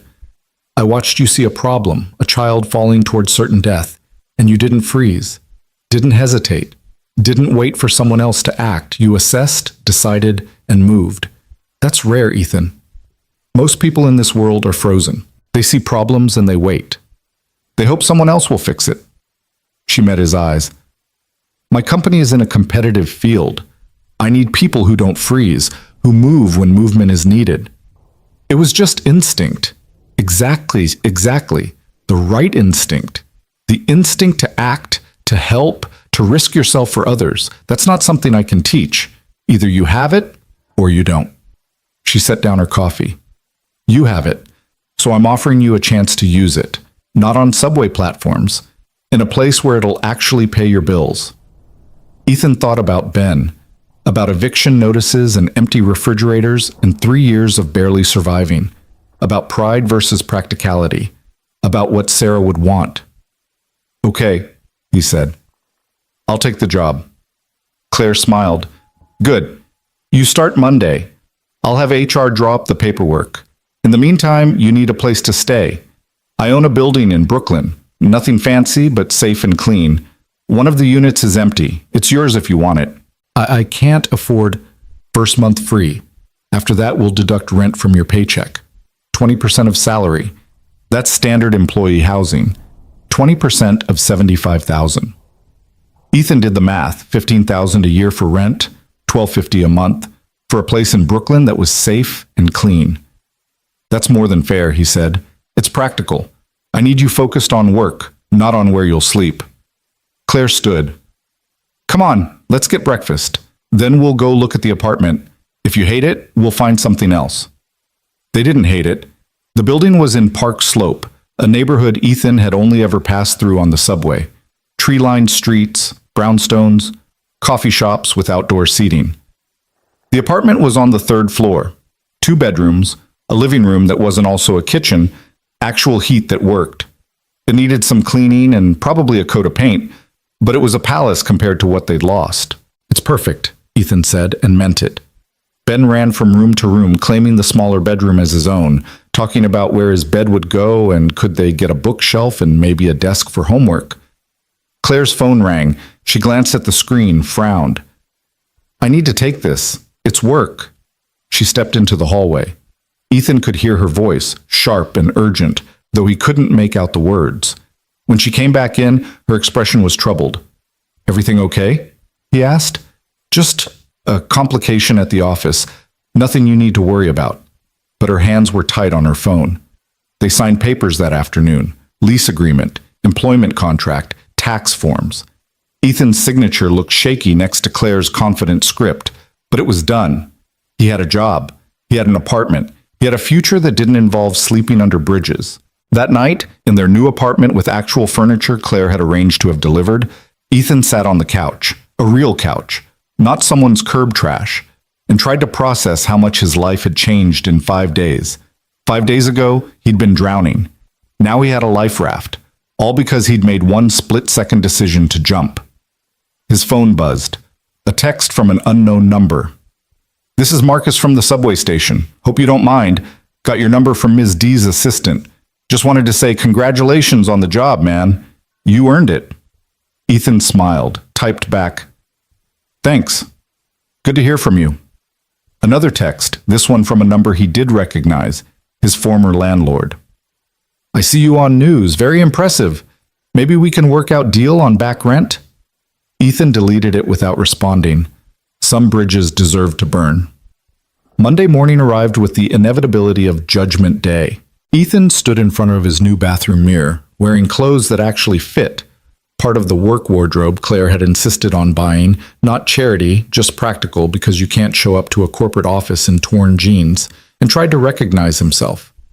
"You look fancy, Dad." Ben was eating cereal at their actual kitchen table, wearing his school uniform, ready for the new school Claire had enrolled him in. A good school. A safe school. One where the teachers weren't outnumbered 30-1. "I look terrified," Ethan corrected. "You look like a guy who jumps in front of trains. You can handle an office." When had his 7-year-old gotten so wise? Davenport Innovations occupied 15 floors of a midtown tower that probably had its own weather system. Ethan showed his new ID badge to security. "Welcome aboard, Mr. Cole. We've heard a lot about you," and took the elevator to the 14th floor. The security department was tucked in the back, away from the sleek marketing and development offices. 6 people worked there. The director, Victor Kane, a former cop with gray hair and suspicious eyes, 2 tech specialists who barely looked up from their monitors, an admin assistant who smiled too much, and 2 field coordinators who handled the physical security work. "So you're the hero." Victor looked Ethan up and down. "Claire speaks highly of you. Just did what anyone would do. Except nobody else did it." Victor's expression was unreadable. "Welcome to the team. Let me show you what we do here." The job was more complicated than Ethan expected. Davenport Innovations designed quantum computing systems. He only half understood what that meant, and security was paramount. Industrial espionage was real. Competitors would pay millions for proprietary designs. Every door, every lock, every camera was part of a system that had to work perfectly. You'll start with maintenance, Victor explained. Learn the systems, how they work, how they break, how to fix them fast. Then we'll move you into monitoring and response. Eventually, maybe field coordination if you're good at it. And if I'm not? Then you'll stay in maintenance. It's honest work.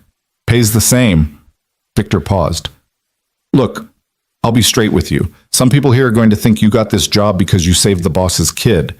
They're not wrong. But that doesn't mean you don't deserve to be here. You keep your head down, do the work, and prove you belong. I can do that. Good. Now let's get started. The first week was overwhelming. Ethan learned about access control systems, biometric scanners, motion sensors, and a dozen other technologies he'd never heard of. His brain hurt by the end of each day. But he learned, took notes, asked questions, stayed late to practice. The tech specialists, Jay and Priya, warmed to him quickly. They appreciated that he actually listened, that he didn't pretend to know things he didn't. Most of the contractors we hire don't know a router from a toaster, Priya said, showing him how to reset a stuck door controller. They just throw parts at problems. You actually try to understand what's wrong. That's rare. I'm a mechanic. Diagnostics is what I do. Was a mechanic, Jay corrected. Now you're security. Different world, but same principles. Figure out what's broken, fix it. Make sure it doesn't break again. Ethan found his rhythm. The work wasn't glamorous, but it was solid, real. He went home each night with sore feet and a sense of accomplishment. Ben was thriving in his new school, making friends, bringing home homework that suggested he was actually learning something. For the first time in 3 years, Ethan could breathe. But of course, nothing good lasted. It started with small things. Doors that shouldn't have been unlocked were open. Cameras with clear sight lines mysteriously angled wrong. Access logs showing entries that didn't match employee schedules. Probably just glitches, Victor said when Ethan brought it to his attention. These systems are complicated. Things happen. But Ethan's instincts, the same instincts that had made him jump on that platform, said something was wrong. He started keeping his own logs, noting discrepancies, following patterns, and the more he looked, the more he saw. Someone was deliberately compromising their security, someone inside the company. You're being paranoid, Jay said when Ethan mentioned it. Why would anyone sabotage their own security? To make it easier to steal, Ethan replied. You said it yourself, our competitors would pay millions for our designs.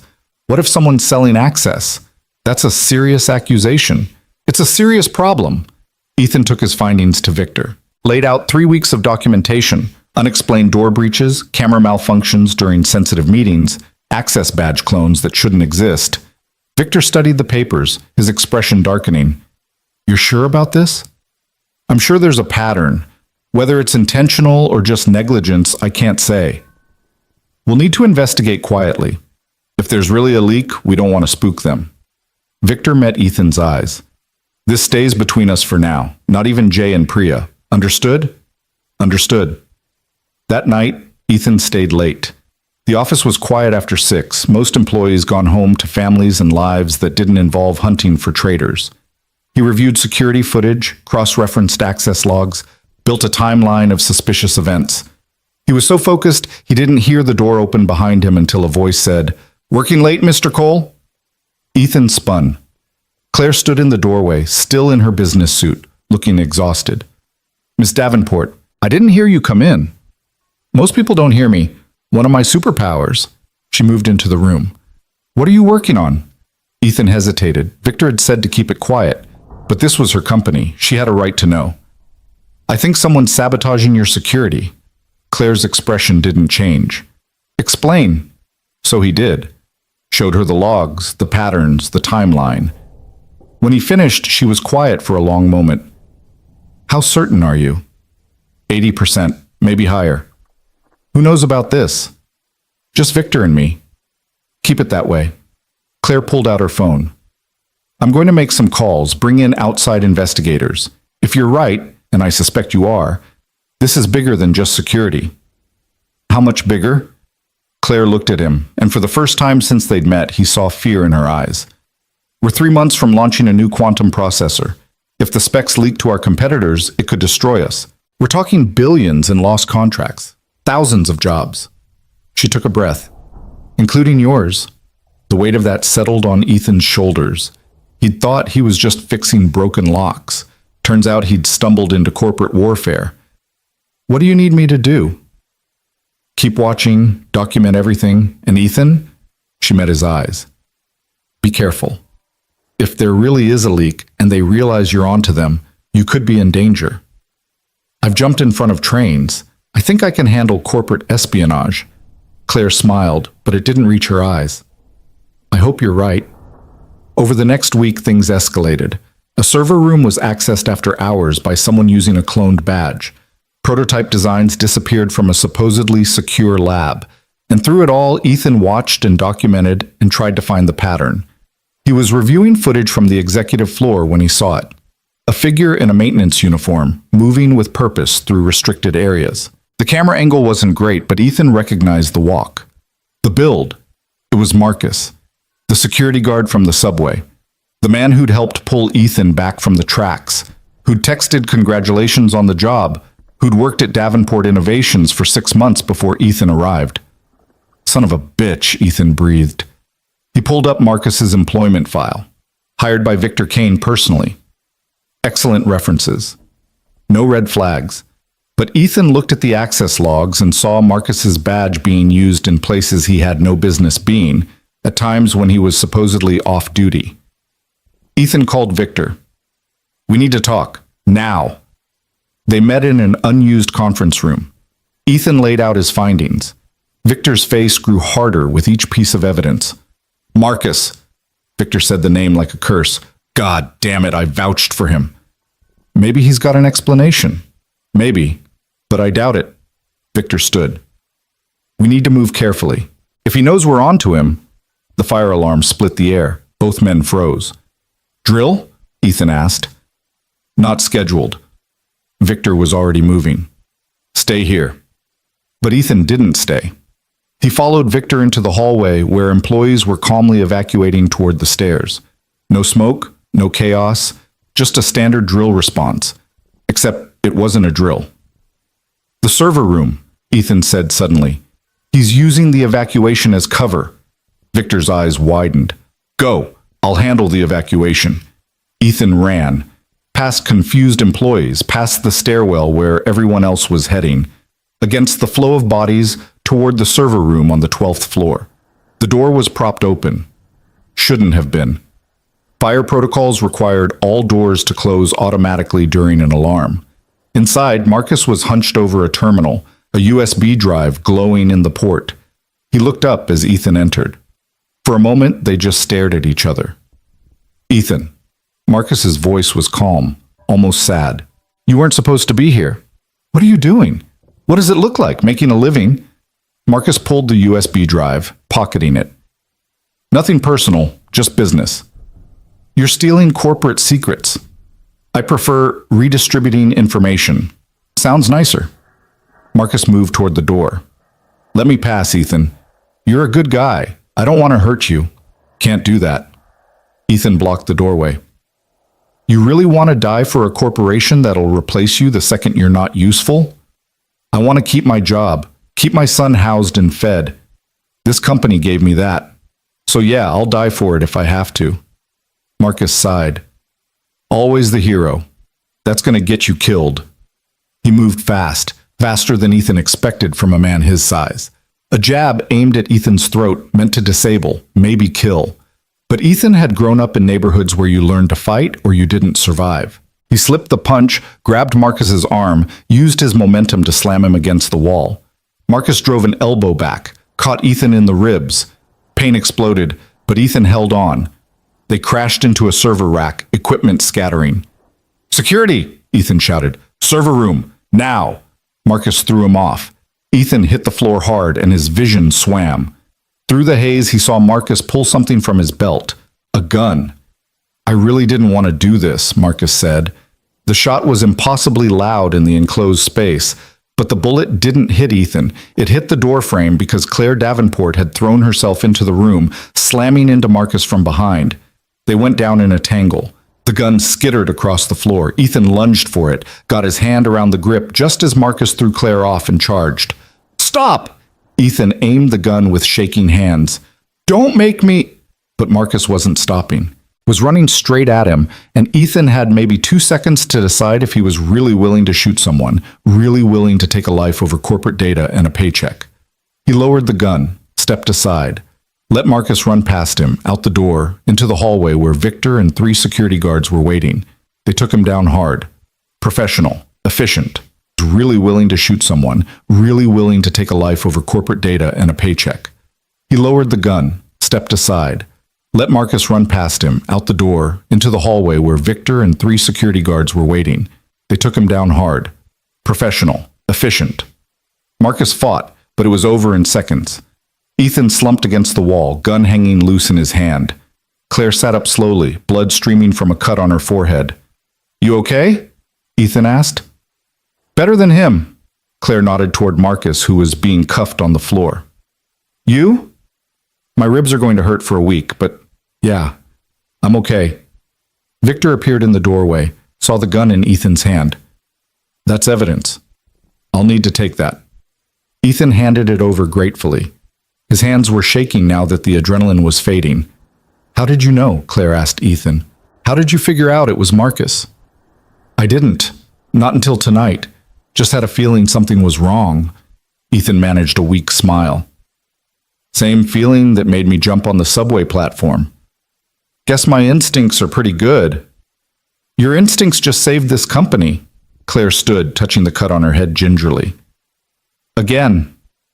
Later, after the police came and went, after Marcus was arrested and the server room secured, Ethan found himself back in his apartment with Ben, trying to explain why there were news vans outside their building. "You stopped a bad guy?" Ben's eyes were huge. "Sort of. Mostly I just noticed something was wrong and told people." "That's what heroes do, though. They notice things and help fix them." Ethan pulled his son close. "I'm not a hero, buddy. Just a guy trying to do his job." But the next morning, when Claire called him into her office, she had a different perspective. "Effective immediately, you're being promoted to Director of Security. Victor's retiring. His choice, not mine. He feels responsible for hiring Marcus." Claire slid a contract across the desk. $120,000 salary, full benefits, company car if you want it. Ethan stared at the number. That's insane. That's appropriate for someone who just prevented a multi-billion-dollar theft." Claire leaned back in her chair. "You've saved my daughter, saved my company. At this point, Ethan, I'm starting to think you might be the best hire I've ever made." "I jumped in front of a train." "Yes, and kept jumping into danger ever since. That's exactly the quality I need." She smiled. "So, what do you say? Ready to lead a team?" Ethan thought about subway platforms and eviction notices and nights when he'd gone to bed hungry so Ben could eat. Thought about how far they'd come in 6 weeks, how much had changed because of one split-second decision. He picked up the pen. "Where do I sign?" The signature was barely dry when reality hit. Director of Security, Ethan Cole, who 6 weeks ago had been sleeping on a mattress on the floor with eviction notices as wallpaper, was now responsible for protecting a multi-billion-dollar corporation. The weight of it settled on his shoulders like a physical thing as he walked back to his new office. Victor's old office, with its view of the city and furniture that didn't come from someone's curb. Jay and Priya were waiting when he arrived, their expressions carefully neutral. "So," Jay said. "Boss?" The word sounded wrong. Ethan had spent his entire adult life taking orders, not giving them. "Don't call me that, just Ethan." "Can't do that anymore." Priya crossed her arms. "You're management now. There's a hierarchy." "Then the hierarchy is stupid." Ethan dropped into the chair behind the desk. It was leather. It squeaked. He hated it already. "Look, I know this is weird. Yesterday I was changing access codes and learning how routers work. Today I'm supposedly in charge. If you want to hate me for it, I get it." "We don't hate you," Jay said. "We're just trying to figure out if you earned this or if Claire's still feeling grateful about the subway thing." It was a fair question. Ethan had been asking himself the same thing. "Probably both," he admitted. "But I'm here now, and I'm going to do the job right. That means I need your help." You two know these systems better than I ever will. So I'm not going to come in here pretending I'm smarter than you. I'm going to ask questions, listen to answers, and make decisions based on what you tell me. That work for you?" Priya and Jay exchanged glances. Some silent communication passed between them. "Yeah," Priya finally said. "That works." "Good. Now catch me up on what I don't know. How bad was the breach?" They spent the next 3 hours walking Ethan through the damage. Marcus had been selling access for 8 months, long before Ethan arrived. He'd compromised 17 secure areas, copied proprietary designs worth an estimated $3 billion, and sold the information to a shell corporation that funneled it to Davenport's biggest competitor, Chen Technologies. "The good news," Jay said, "is that he didn't get the quantum processor specs. Those are air-gapped, no network connection at all. He was working his way there, but you caught him first." "Small mercies," Ethan rubbed his eyes. "What's our exposure? Legally, I mean." "Claire's lawyers are handling it. Criminal charges against Marcus. Civil suit against Chen Tech for corporate espionage. It's going to be ugly." Priya pulled up a news article on her tablet. "And public." This hit the press this morning. The headline read, "Hero of Morrison Street subway foils corporate spy ring at Davenport Innovations." Below it, a photo of Ethan from the night of the arrest, looking exhausted and overwhelmed. "Great," Ethan muttered. "More attention." "You're famous, boss." "Might as well accept it," Jay grinned. "We're thinking of making trading cards." Ethan Cole jumps in front of trains, catches corporate spies, probably fights crime in his spare time. "I'm going to fire you." "No, you won't. You need me too much." He wasn't wrong. The next few weeks were a crash course in management. Ethan hired 2 new security coordinators to replace Marcus and bolster the team. He implemented new protocols, badge audits, camera redundancies, random access checks. He spent hours in meetings with Claire and her executive team, explaining threats and proposing solutions in language they could understand. It was exhausting, but it was also exhilarating. For the first time since Sarah died, Ethan felt like he was building something. Not just surviving, but actually creating a future. Ben was thriving in school, bringing home report cards that made Ethan's chest tight with pride. They had a real apartment now, with heat that worked, and a kitchen where they cooked actual meals. Ethan had money in the bank. Not a lot, but enough that he didn't panic every time an unexpected bill arrived. He should have known it wouldn't last. The first sign of trouble came on a Tuesday in November. Ethan was reviewing access logs when his phone rang. Unknown number.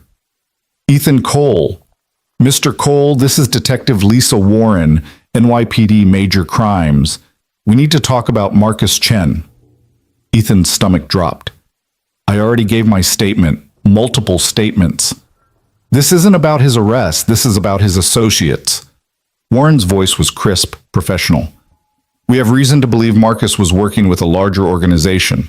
The people he sold information to aren't happy that he got caught. They've made threats." "What kind of threats?" "The kind that suggest you and Miss Davenport might be in danger. Can you come down to the precinct? We need to discuss security measures." Ethan looked at his calendar. Back-to-back meetings until 6. "I can be there by 7. Make it sooner. This is urgent." He made it sooner. The precinct was different in daylight, less oppressive, but no more welcoming. Detective Warren met him in the lobby, a sharp-eyed woman in her 40s with gray streaking her dark hair.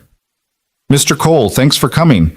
She led him to a conference room where another detective waited, a younger man with the kind of face that suggested he'd seen too much too soon. "This is Detective Raymond Torres. He's been investigating the Chen Tech connection." Warren gestured to a chair. "Sit. This is going to take a while." They laid out the situation. Marcus had been one small piece of a massive industrial espionage network. The people running it had operations in 6 countries, connections to organized crime, and a very low tolerance for failure. Marcus's arrest had cost them billions. They wanted revenge. "How serious are these threats?" Ethan asked. "Very." Torres slid a folder across the table. "These are intercepted communications. They mention you by name, mention Ms. Davenport, mention your son." Ethan's blood went cold. "Ben?" "They know where he goes to school, know your address. They're gathering information, which means they're planning something." Warren leaned forward. "We're coordinating with the FBI on this. It's bigger than local jurisdiction, but in the meantime, you need protection. What kind of protection? Police detail, security at your home and office, relocation if necessary. Relocation? Ethan's mind was spinning. I can't just uproot my life. I have a job. Ben has school. Mr. Cole, these people have killed before. They don't make empty threats. Torres's voice was gentle, but firm. We're not trying to scare you. We're trying to keep you alive. Ethan sat back, trying to process. He'd thought catching Marcus was the end of the story. Turned out it was just the beginning. I need to talk to Claire. Already did. She's being briefed by our captain right now. Warren stood. Go home. Pack a bag. We'll have officers at your apartment in an hour. Don't go anywhere alone. Don't follow a routine, and don't tell anyone where you're going. This is insane. This is your life now, at least until we can dismantle this network. Torres handed him a card. My direct number. You see anything suspicious, anything at all, you call me. Understood? Ethan nodded numbly and left. Outside, the city looked different. Every face in the crowd was a potential threat. Every car that slowed near him triggered adrenaline. He'd spent 3 years invisible, just another struggling nobody in a city of millions. Now he was a target. The apartment felt like a trap when he arrived. He checked every room, every closet, every shadow, found nothing but his own paranoia. Ben would be home from school in 2 hours, escorted by the after-school program van like always. Except now, like always, was a liability.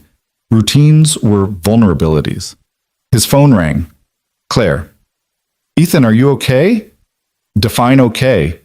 He locked the door, checked the lock, checked it again. The police just told me I'm on a hit list. I know, I'm so sorry. This is my fault. If I hadn't given you the job, stop. You gave me a life, gave Ben a future. Whatever happens now, that's on the people making threats, not you. Claire was quiet for a moment. The police want us to relocate. There's a safe house in New Jersey, federal protection until they can neutralize the threat. For how long? They don't know. Weeks, maybe months. Months. Ben would have to leave his school, his friends, the first stable life he'd had since Sarah died. And Ethan would have to abandon the career he had just started building. There has to be another option. Like what? We can't just pretend this isn't happening. No, but we don't have to run either. An idea was forming in Ethan's mind. Probably a stupid idea, definitely a dangerous one. These people are organized, professional. They don't make moves without planning. That's supposed to be reassuring? It means they're predictable. They'll surveil us first, establish patterns, find weaknesses. Ethan started pacing. What if we use that? Let them think they're gathering intelligence while we're actually setting a trap. Ethan, you're not a cop. You're not a spy. You're a security director who until 6 weeks ago was fixing door locks. And you're a CEO who just tackled an armed man in a server room. We're both out of our depth, but we're smart enough to swim. Claire laughed, but it was strained. You're actually serious about this. I'm serious about not running, about not letting Ben's life get destroyed again because bad people exist. Ethan stopped pacing. Talk to the detectives, see if they'll work with us. Use Davenport's resources, set up proper security, make our places so locked down that when these people make their move, we're ready. That's incredibly risky. So was jumping in front of a train worked out okay? You almost died. But I didn't, and neither did Lila. Ethan took a breath. Claire, I'm tired of being a victim, tired of having things happen to me. For once in my life, I want to be the one making things happen. Even if it's dangerous, even if it's stupid, at least it's my choice. Another long silence. Then, let me make some calls. Don't do anything until you hear from me. Define anything. Ethan. I'll wait, but not long. He hung up and immediately called Ben's school. Whitmore Academy, how may I direct your call? This is Ethan Cole, Ben Cole's father. I need to speak to the principal. It's urgent. 5 minutes later, Principal Davison came on the line. Ethan explained the situation carefully without causing panic. Davison listened, asked smart questions, and made immediate changes to Ben's security protocol. No more van service. Ethan would pick him up personally. A security guard would walk Ben to and from class. No field trips without explicit parental approval. Mr. Cole, I want you to know we take our students' safety very seriously. Ben will be protected. Thank you. Ethan's throat was tight. He's been through enough. He doesn't need this. I understand. We'll make sure he's safe. When Ben came home that afternoon, delivered by Ethan personally, after a tense drive where he checked every mirror and memorized every car that followed too long, Ethan had to explain why 2 police officers were sitting in an unmarked car outside their building. Are we in trouble? Ben's eyes were huge. No, but the man I helped arrest has some friends who are mad about it. So the police are making sure we stay safe. Are they going to hurt us? Ethan wanted to lie, wanted to say everything was fine, nothing to worry about. Go do your homework. But he'd learned from Sarah's death that lying to children didn't protect them. It just made reality hurt worse when it arrived. They might try, he said honestly, but we're not going to let them. We're going to be smart, careful, and the police are going to help us. Like superheroes? Sort of, except with less flying and more paperwork. Ben managed to smile. Can I tell my friends at school? Better not. The less people know, the safer we are. That night, after Ben fell asleep, Ethan sat in the living room with all the lights off, watching the street below. The police car was still there. A new shift now, different officers. They'd be there all night, every night until the threat was resolved. His phone buzzed, a text from Claire. Detectives agreed to work with us. Meeting tomorrow, 8 a.m. Bring coffee. This is going to be complicated. Ethan smiled despite everything. At least he wasn't facing this alone. The meeting the next morning included Claire, Ethan, Detectives Warren and Torres, 2 FBI agents whose names Ethan immediately forgot, and someone from Davenport's private security consultant firm, an intense woman named Kira Chen who had the look of someone who'd seen combat and won. Here's the situation, Warren began, pulling up images on a screen. The organization Marcus was working for calls themselves the Syndicate. Very original. They operate globally, specializing in corporate and government espionage. Their leadership is paranoid and competent, which is a dangerous combination. How many people are we talking about? Claire asked. 30 confirmed members in the U.S., maybe twice that internationally. They compartmentalize heavily. Each cell operates independently. Marcus was part of the tech theft cell. The cell that's threatening you handles enforcement. Enforcement? Ethan didn't like the sound of that. Punishment for failures, elimination of threats. They're very good at what they do. FBI Agent 1, Ethan thought her name was Richardson, tapped the screen. 3 hits in the last year, all made to look like accidents. Car crash, mugging gone wrong, gas leak. Cheerful, Claire muttered. Their pattern is consistent, Kira spoke up. 2 weeks of surveillance, 1 week of planning, then execution during a routine moment when the target's guard is down. They like to strike when you're alone, distracted, or in a public place where they can disappear into the crowd. So we never give them that moment, Ethan said. We stay guarded, stay aware, change our routines constantly. That's exhausting and unsustainable, Torres countered. You can't live like that indefinitely. Eventually you'll make a mistake, get tired, let your guard down for 30 seconds. That's when they'll strike. Then we make them strike on our terms, Kira said. Set up a scenario where they think they have an opening, but we're actually in control. Draw them out, take them down. You want to use Ms. Davenport and Mr. Cole as bait? Warren frowned. That's risky. Everything's risky. At least this way we're controlling the variables. Kira looked at Claire and Ethan. It's your call. We can put you in protective custody, keep you hidden until the FBI dismantles the syndicate. Could take months, maybe years. Or we can be proactive. Force their hand. End this fast. Claire and Ethan exchanged glances. Fast, they said simultaneously. The next 2 weeks were a masterclass in controlled paranoia. Ethan's apartment was wired with cameras and sensors. Claire's penthouse became a fortress. Both of them wore panic buttons disguised as watches. Everywhere they went, plainclothes protection followed at a distance, but they also maintained visible routines. Ethan took Ben to school each morning, same route, same time. Picked him up each afternoon. Went to the office, came home. To anyone watching, it looked like normal life with a police escort.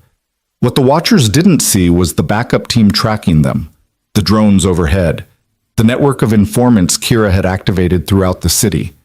Every step Ethan and Claire took was monitored, protected, and used to gather intelligence on whoever was gathering intelligence on them. It's like chess, Kira explained during one of their daily briefings. They're watching us. We're watching them watch us. First person to blink loses. What if they don't make a move? Ethan asked. They will. They can't afford not to. Marcus's arrest was a major loss. They need to send a message that betraying the syndicate has consequences. You and Claire are that message. It was a strange way to live. Every morning, Ethan woke up and remembered that somewhere in the city, someone was planning to kill him. Every night, he checked on Ben 3 times, making sure his son was breathing, was safe, was still there. Ben handled it better than Ethan expected. Kids were resilient. Or maybe he'd just gotten used to his life being unstable. Either way, he adapted. Made friends with the police officers, started doing his homework in the living room where Ethan could see him. Didn't complain when Ethan checked the locks obsessively.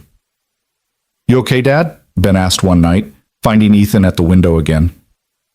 Just being careful. You're scared. It wasn't a question.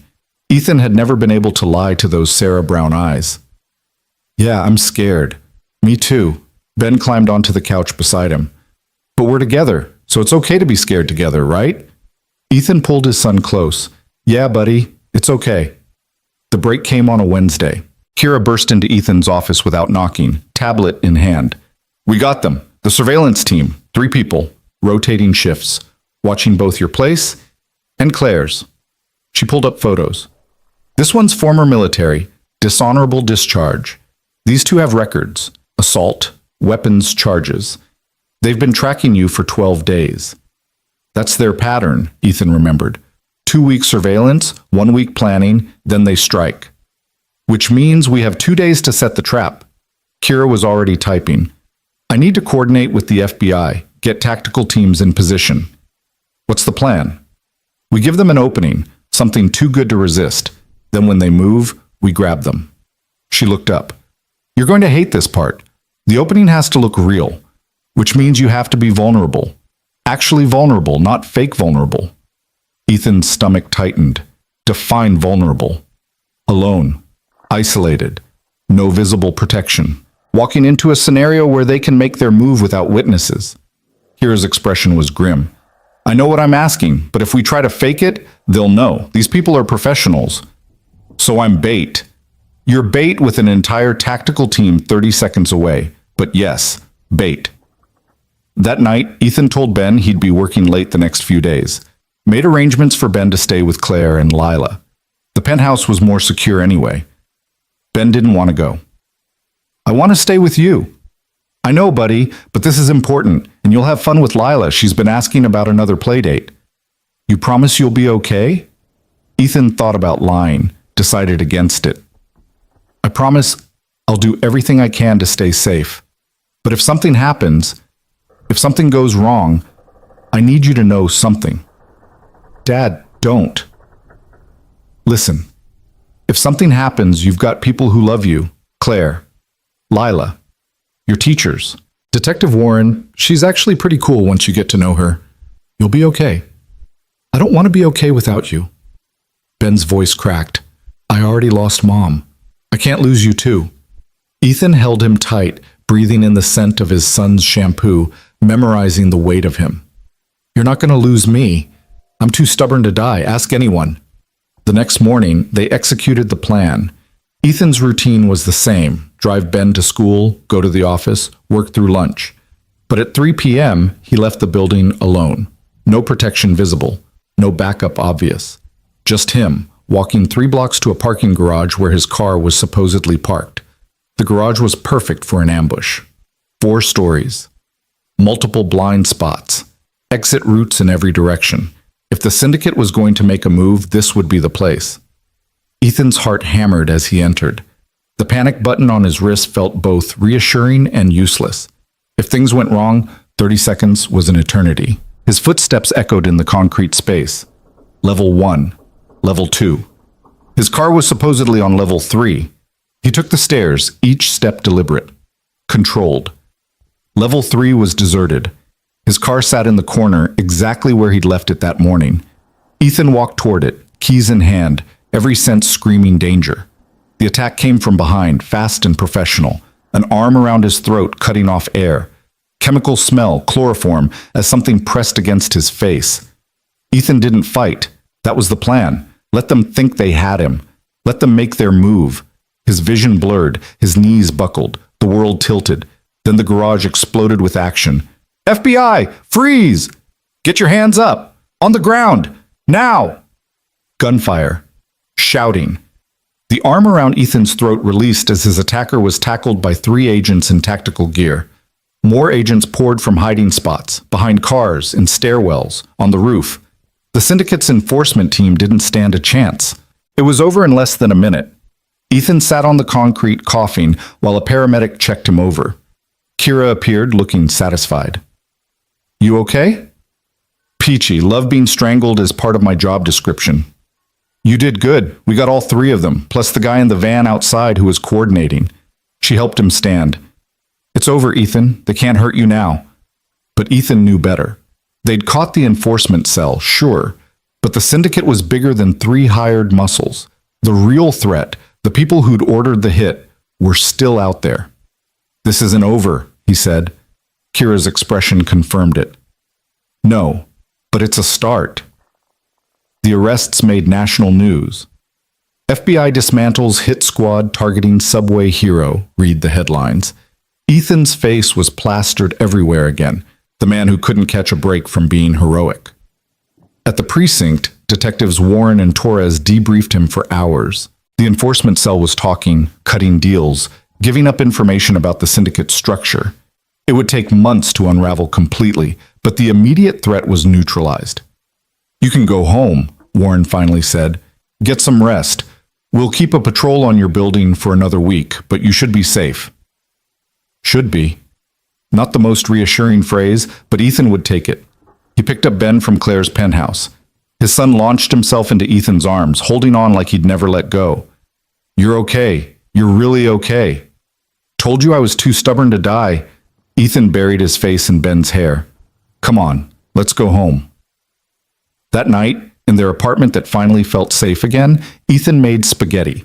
Actual spaghetti, with garlic bread and salad. They ate at their kitchen table, and Ben talked about his day with Lila, about school, about the science project he was working on. Normal things. Beautiful, boring, normal things. After Ben went to bed, Ethan stood at the window one more time. The police car was still there, but he knew it would be gone soon. Life would return to normal, or whatever passed for normal, in a life that had included jumping in front of trains and catching corporate spies and surviving assassination attempts. His phone rang. Claire. How are you holding up? Still processing. Ethan rubbed his neck where bruises were forming. Thanks for keeping Ben safe. I know it wasn't convenient. Ethan, he's a wonderful kid. It was a privilege. Claire paused.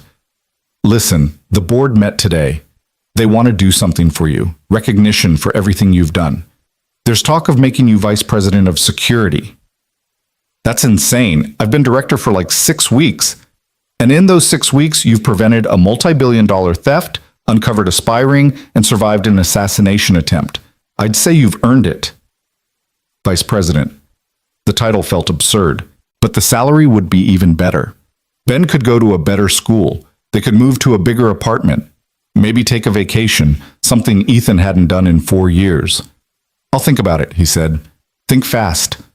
The board meets again next week. Claire's voice softened. You've come a long way from that subway platform, Ethan Cole. We both have. After they hung up, Ethan checked on Ben one more time. His son was sprawled across the bed, Mr. Elephant clutched tight, breathing deep and peaceful. Safe. Protected. Loved. Ethan thought about the past 2 months, about how one moment of action, one split-second decision to jump instead of freeze, had cascaded into a completely different life. Not an easier life, but a better one. A life with purpose and possibility and people who believed in him. He thought about Sarah, about what she would say if she could see them now. She'd probably laugh at him for becoming an executive, tease him about the fancy apartment.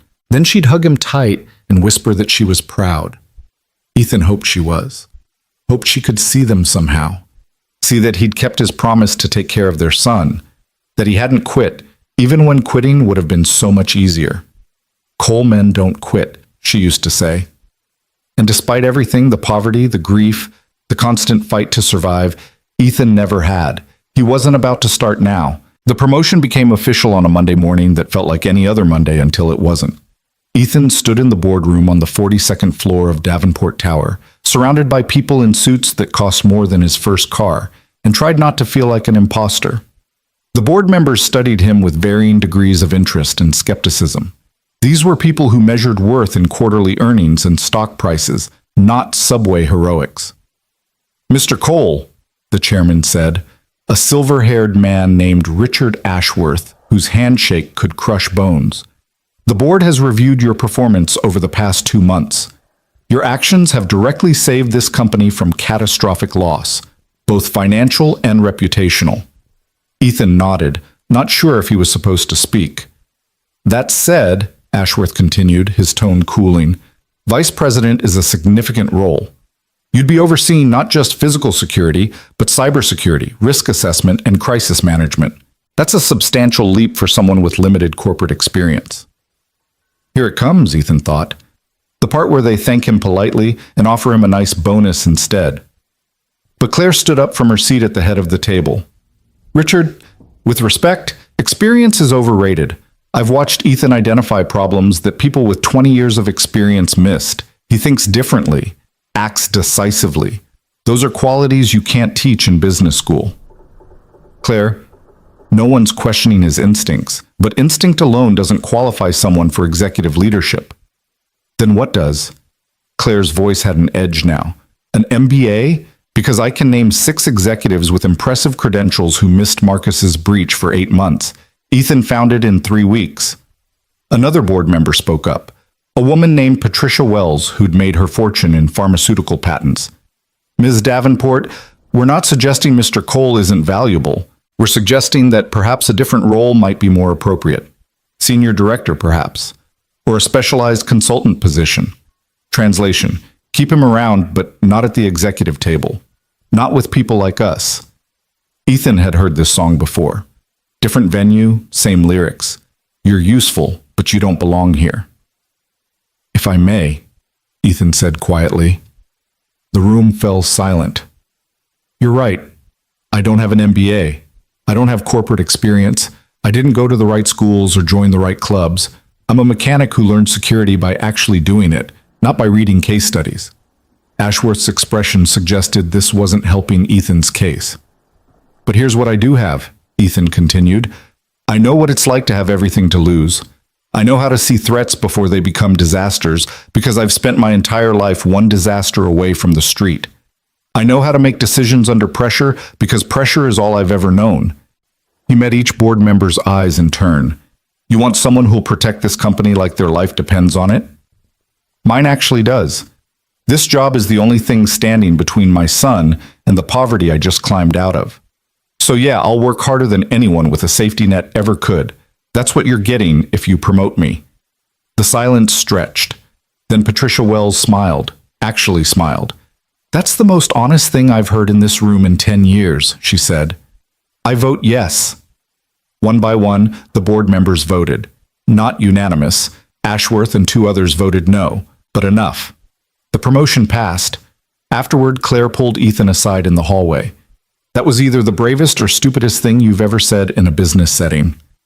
"Probably both." Ethan loosened his tie. Still couldn't get used to wearing the damn things. "Thanks for backing me in there." "I didn't back you. I stated facts." Claire smiled.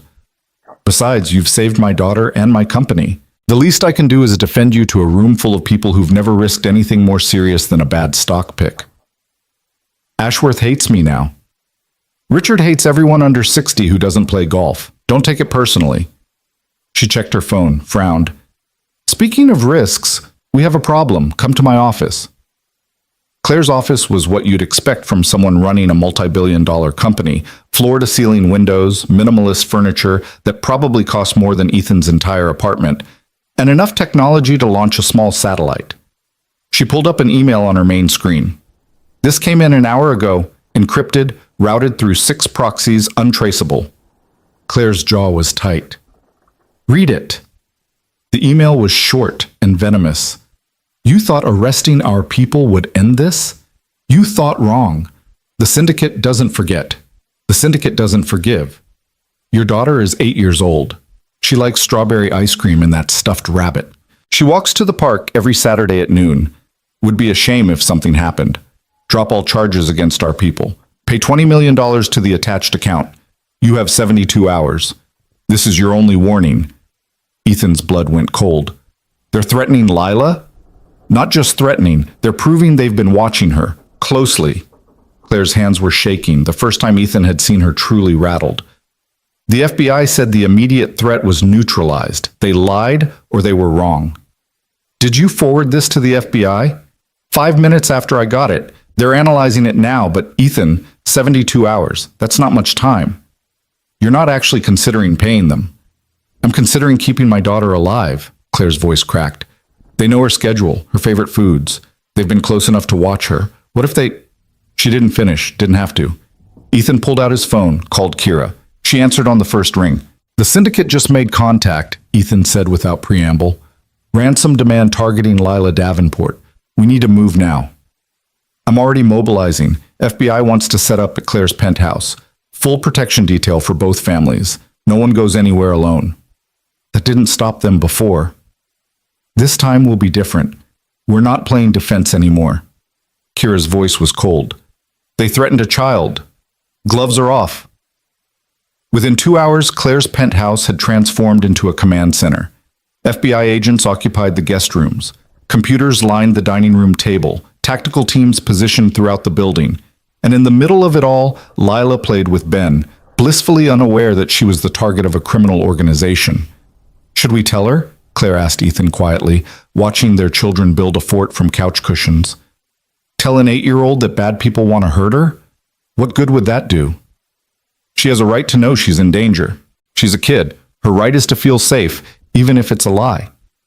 Ethan remembered his own childhood, the constant moving, the fear, never knowing when the next eviction or disaster would hit. We protect her by handling this, not by scaring her.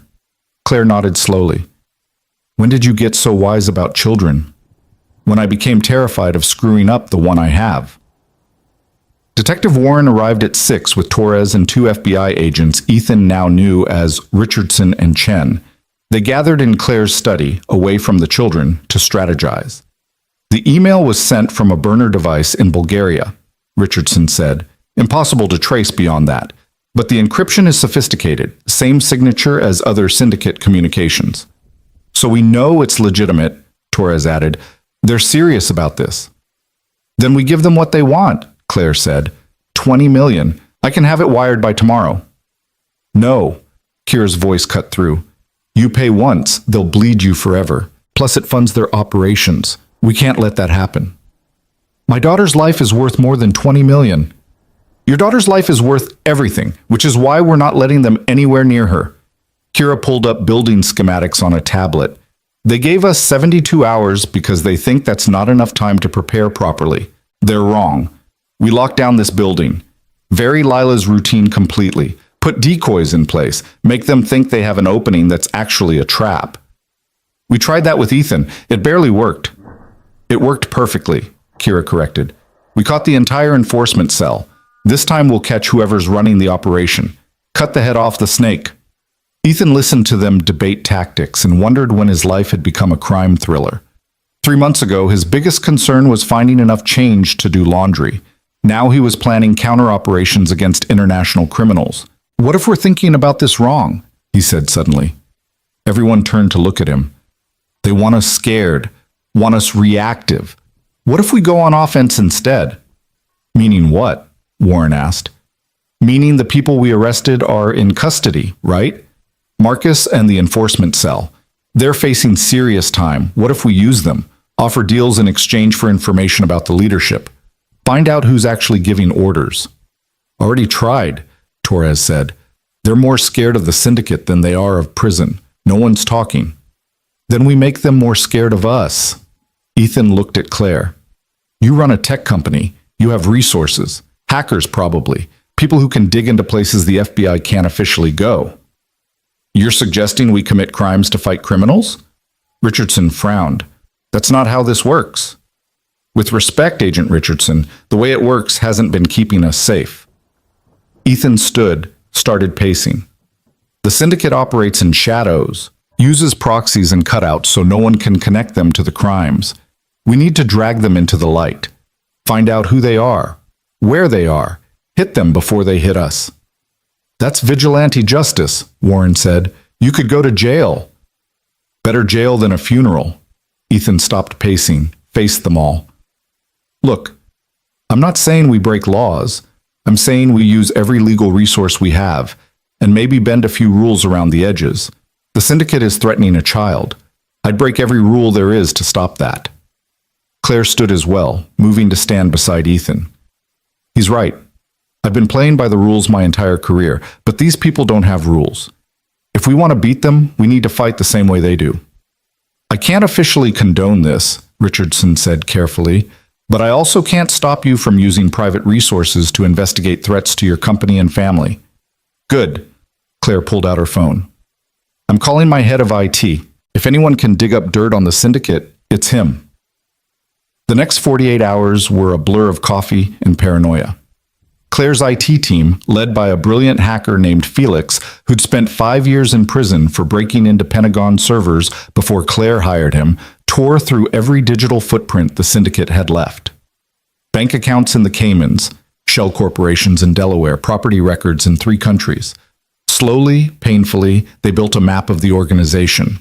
Meanwhile, Ethan coordinated physical security. Varied Lila and Ben's schedules constantly, hired private security to supplement the FBI presence, turned Claire's building into a fortress and his own apartment into a secondary bunker. Ben hated it. Dad, I want to go outside. I want to see my friends. I know, buddy. Just a few more days. You said that yesterday and the day before.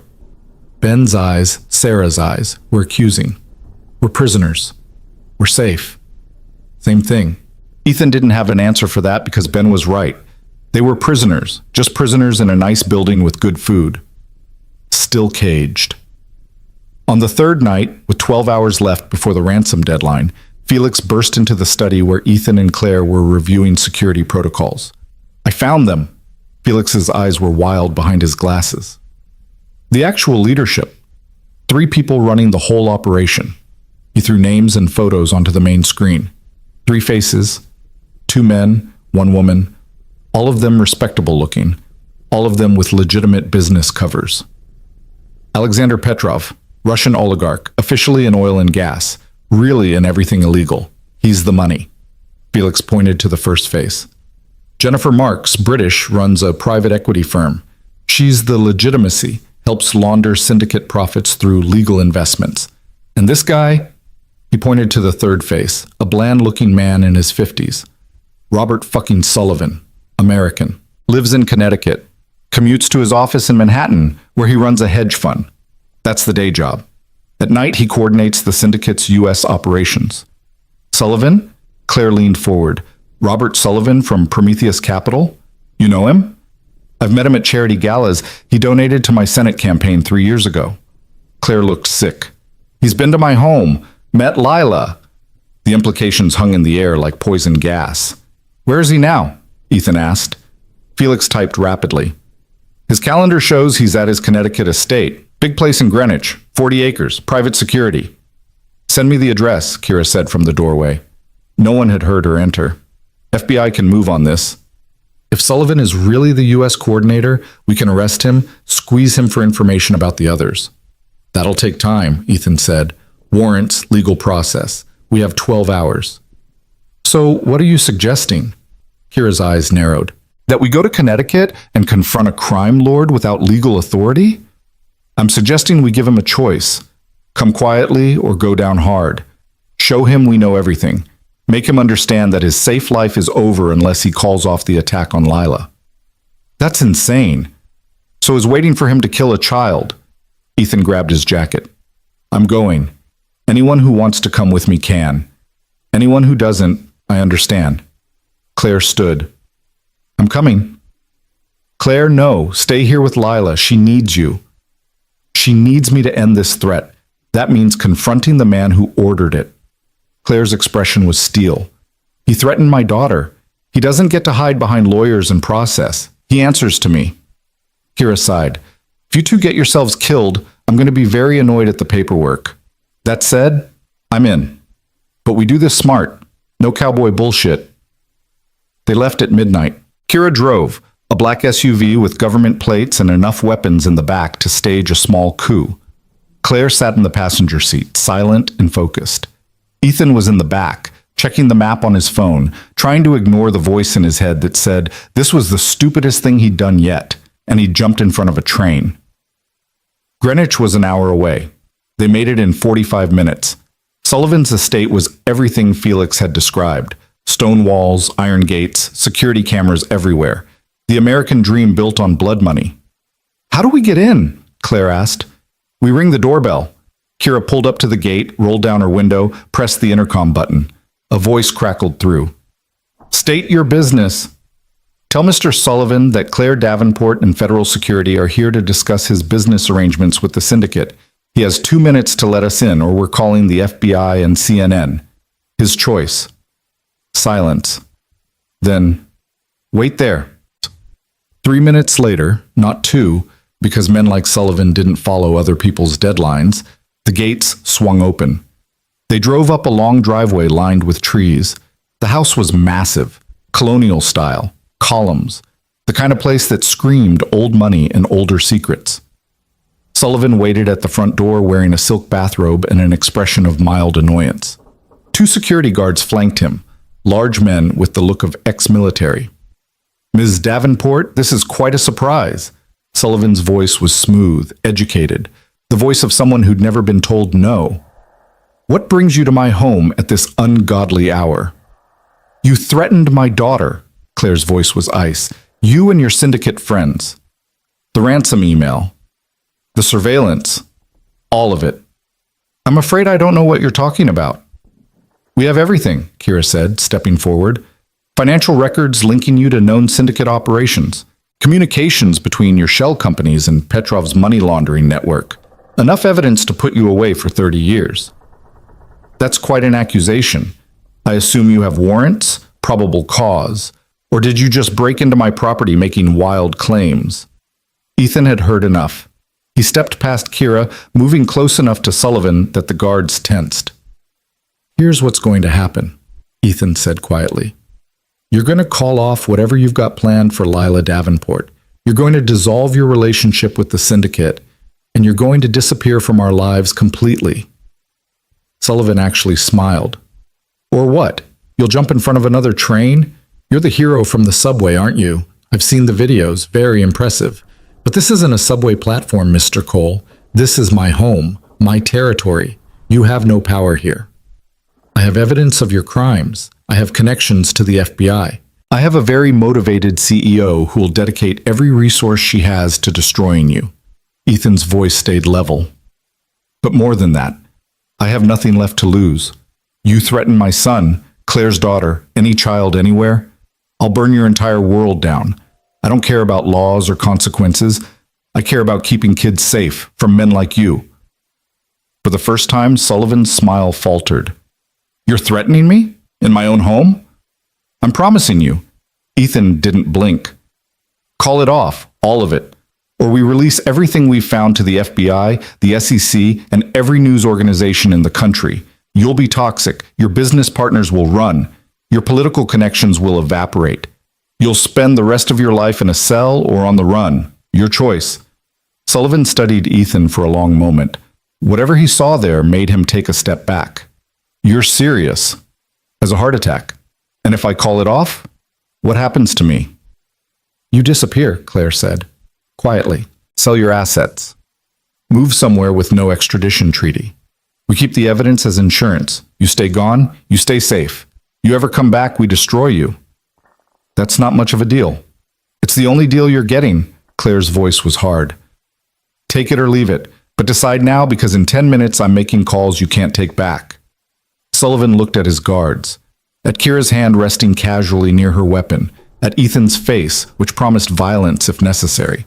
He was a smart man, smart enough to know when he'd lost. Fine. The word came out like broken glass. I'll make calls. The threat against your daughter is rescinded. The syndicate will leave you alone. Not good enough, Ethan said. You're going to provide evidence against Petrov and Marks. Help the FBI take them down. That's the price for your freedom. You're asking me to betray them? They'll kill me. Then you better disappear really well. Ethan had no sympathy. You threatened a child. This is you getting off easy. Sullivan's face went pale, then red, but he nodded. I'll cooperate. Provide everything I have, but then I'm gone. And you never contact me again. Deal. Claire pulled out her phone. I'm calling the FBI now. You're going to repeat everything you just told us, on record. Then you're going to sign an affidavit. Then you're going to get on a plane and vanish. If I ever see or hear from you again, the deal's off and you're done. They sat in Sullivan's study for 3 hours while he made calls and provided evidence and signed papers that would destroy 2/3 of the syndicate's leadership. By sunrise, Petrov and Marks were being arrested in Moscow and London, respectively. The organization that had terrorized them was collapsing. In the car on the way back to New York, Claire finally allowed herself to shake. We actually did it, she said. We beat them. We scared one middle manager into flipping, Kira corrected. But yes, that was incredibly stupid and incredibly effective. Ethan leaned his head back against the seat, exhaustion crashing over him. How much trouble are we in? Legally, I mean. Depends on whether Sullivan decides to lawyer up and claim coercion. Kira shrugged. But given that he's about to flee the country, I'm guessing he'll keep his mouth shut. And the FBI is okay with how we handled this?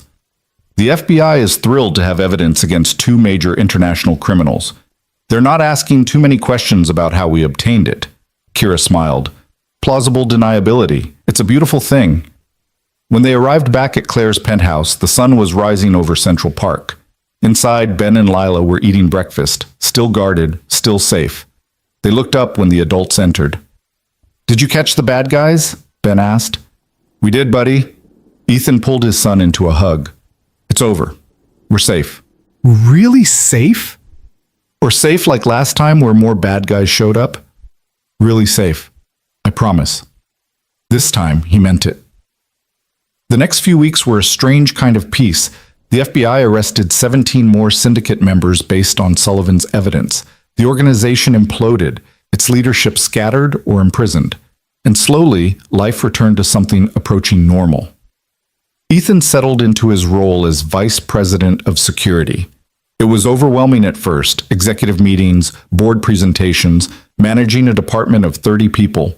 But he learned, asked questions, relied on his team, and gradually, people stopped seeing him as the subway hero who got lucky and started seeing him as someone who knew what he was doing. Ben thrived. His grades improved. He made the soccer team, stopped having nightmares about losing Ethan like he'd lost Sarah. The apartment felt like a home now, not just a temporary shelter. And Claire became more than just his boss. Became a friend. Someone who understood what it meant to fight for your child, to make impossible choices, to survive despite everything. They had dinner together sometimes, just the 4 of them, Claire and Lila, Ethan and Ben. Lila and Ben acted like siblings, bickering and laughing in equal measure, and Ethan found himself thinking that maybe, possibly, this could be a different kind of family, not a replacement for what he'd lost with Sarah, but something new, something good. One Saturday evening, after the kids had fallen asleep watching a movie, Claire joined Ethan on the balcony overlooking the park. Penny for your thoughts? Ethan smiled. Just thinking about how weird life is. 3 months ago, I was getting evicted. Now I'm standing on a penthouse balcony with a 6-figure salary and my kids asleep on a couch that costs more than my first apartment. Weird good or weird bad? Weird terrifying, like I'm waiting for someone to realize they made a mistake and take it all away. Claire was quiet for a moment. You know what I see when I look at you? I see someone who makes decisions, who acts when others freeze. That's rare, Ethan. Most people spend their whole lives waiting for permission to be brave. You just are. I jumped in front of a train. That's not brave. That's stupid. It's both, and that's what makes it extraordinary. She turned to face him. You saved my daughter, changed my company, helped bring down a criminal organization. At some point, you need to accept that you deserve the life you have now. And if I can't, if part of me still feels like the broke guy sleeping on a floor, then you fake it until you believe it. That's what I did. Claire smiled. You think I grew up with money? My dad was a janitor. My mom cleaned houses. I built this company from nothing, and every day I still feel like someone's going to figure out I don't belong. But I show up anyway, and so do you. That's what matters. Ethan looked out at the city, its lights stretching to the horizon. Somewhere down there, people were struggling like he'd struggled, sleeping in cars, skipping meals, wondering if tomorrow would finally break them. He couldn't help all of them, but maybe he could help some. I want to do something, he said suddenly, with the money, with the position. I want to help people who were like me. Like you how? Like desperate. One bad break from disaster. People who need a chance but never get one because they don't have the right credentials or connections. Ethan turned to Claire. Could we start a program? At Davenport. Hire people from homeless shelters, former convicts, anyone who's willing to work but can't get a foot in the door. Claire considered this. It would be controversial. The board would fight it. So we fight back. Use some of that resource you keep talking about. It would cost money, time, energy. Everything worth doing costs something. Ethan met her eyes. I got lucky. Someone gave me a chance when I didn't deserve it. Maybe we can be that someone for other people. Claire smiled, a real smile, not the corporate mask she wore in meetings. You know what? Let's do it. I'll present it to the board. Call it the Second Chance Initiative. Make the business case that hiring motivated people is good for the bottom line. And if they say no, then I'll do it anyway. Being CEO has some perks. She held out her hand. Partners? Ethan shook it. Partners. Inside, Ben stirred on the couch, calling out sleepily for Ethan. He went to his son, carried him to the guest room they'd started keeping ready, tucked him in beside Mr. Elephant. Love you, Dad, Ben mumbled. Love you too, buddy. As Ethan stood in the doorway watching his son sleep, he thought about the path that had led them here. The train platform, the jump, the arrests and threats and near-death experiences. All of it had been terrifying. All of it had been worth it, because Ben was safe, happy, building a life that had possibility instead of just survival. And Ethan was building something too, not just a career, but a purpose, a way to take the pain of his past and transform it into help for others. Coal men don't quit, Sarah used to say. Ethan hadn't quit, wouldn't quit. Not when there was still work to do, still people to help, still kids who needed someone to jump when everyone else froze. He closed the door softly and went back to the living room where Claire was cleaning up popcorn bowls and remote controls. Thank you, he said. For what? For seeing me, for giving me a chance, for trusting me with your daughter and your company and your life. Claire set down the bowl she was holding. Ethan, you saved my daughter. I should be thanking you every day for the rest of my life. You gave me back mine. I'd say we're even. They stood in the comfortable silence of people who'd been through hell together and survived. And Ethan realized that this moment, this peace, this feeling of belonging, was what he'd been fighting for all along. Not money, not status, just the simple human need to matter to someone, to be seen, to be valued. He'd found that now. Against all odds, despite everything, he'd found it, and he wasn't letting go. The Second Chance Initiative launched 3 months later on a crisp February morning that carried the promise of snow. Ethan stood in the renovated warehouse space in Brooklyn, former industrial building transformed into training center, and watched the first class of recruits file in. 15 people. 15 stories of hardship and survival. Former homeless, ex-convicts, recovering addicts, single parents who'd slipped through every crack society had. They looked at Ethan with a mixture of hope and suspicion, the way people do when they've been disappointed too many times to trust easily. "Good morning," Ethan began, and his voice echoed in the large space. "My name is Ethan Cole.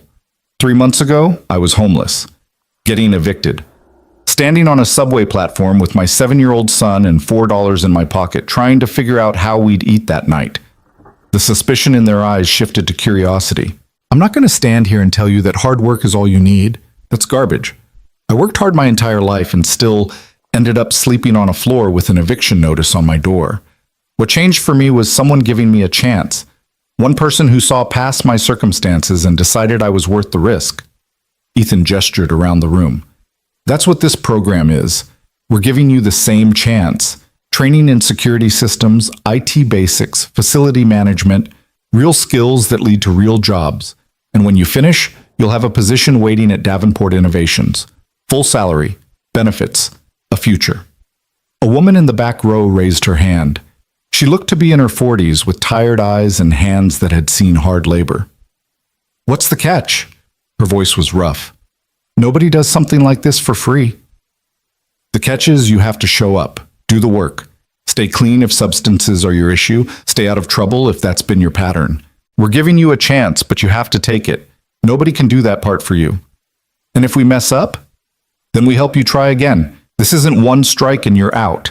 This is as many chances as it takes, as long as you keep trying."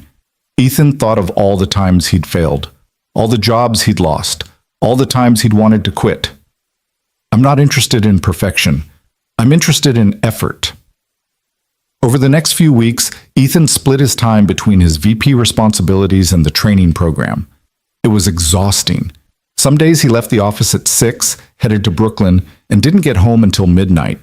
Ben complained about seeing less of his father. Claire worried he was burning out. But Ethan couldn't stop, because he saw himself in every recruit. In Marcus, not the spy, different Marcus, a former addict trying to rebuild his life after 5 years in prison. In Jennifer, the single mother who'd been living in her car until last month. In David, the veteran with PTSD who couldn't hold down a job because his triggers made him unreliable. They were all him. All versions of who he'd been. Who he could still be if luck shifted. "You're going to kill yourself," Jay said one evening, finding Ethan asleep at his desk at 9 p.m. "When's the last time you went home before midnight?" "I go home." Ethan rubbed his eyes. "Sometimes." "Boss, I say this with love. You need to delegate. You've got a whole department. Let us handle some of this. You don't understand. These people need you alive and functional, not burned out and useless." Jay sat on the edge of the desk. "Look, what you're doing with the program is amazing, but you can't save everyone. You can barely save yourself." "I have to try." "Why? What are you trying to prove?" The question hit harder than it should have. Ethan was quiet for a long moment.